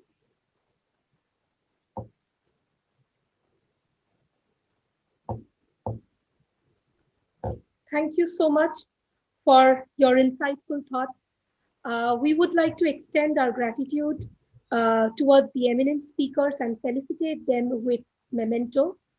Kindly, sir, can you please present the memento to the first speaker we had today in our panel discussion, Mr. Kiza S. Hussain.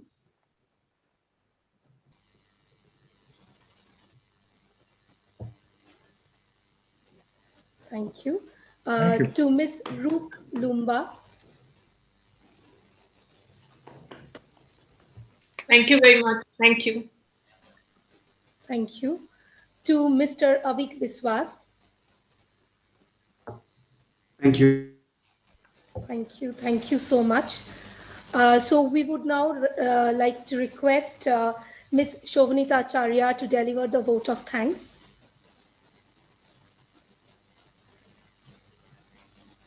A very good evening to each and everyone. On behalf of Asian Education Group and Asian Law College, my sincere gratitude to all the eminent speakers of the day for giving their valuable ideas and gracing the occasion virtually. The opportunity to hear your ideas and thoughts will definitely incorporate us in our future endeavor.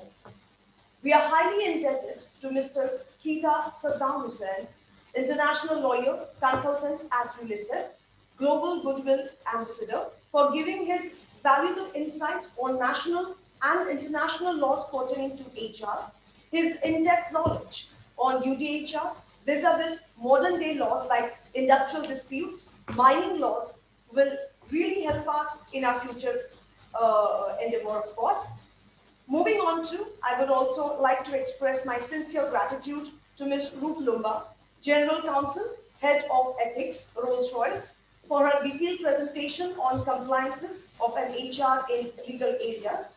We also thank you, ma'am, for enlightening us with the bare provisions of HR and labor laws. Thank you so much, ma'am. My heartfelt gratitude to Mr. Avik Biswas, partner at Indus Law, for his thought-provoking address on jurisprudential effect of HR compliances, along with his insight of various central and state legislations pertaining to employer-employee relationship. We thank you, sir. On this occasion, I also take this opportunity to thank Mr. Ashish Bhardwaj, Head Asian Law College, for moderating and addressing today's theme. Thank you so much, sir. I also thank the management of Asian Education Group and Asian Law College for having provided us with an opportunity to be a part of this conclave and to listen to such eminent speakers. I also thank the faculty and staffs of AEG for their never-ending cooperations and support to make this conclave a success. Last but not least, to all my dear students for their presence virtually. We thank you once again. Over to you.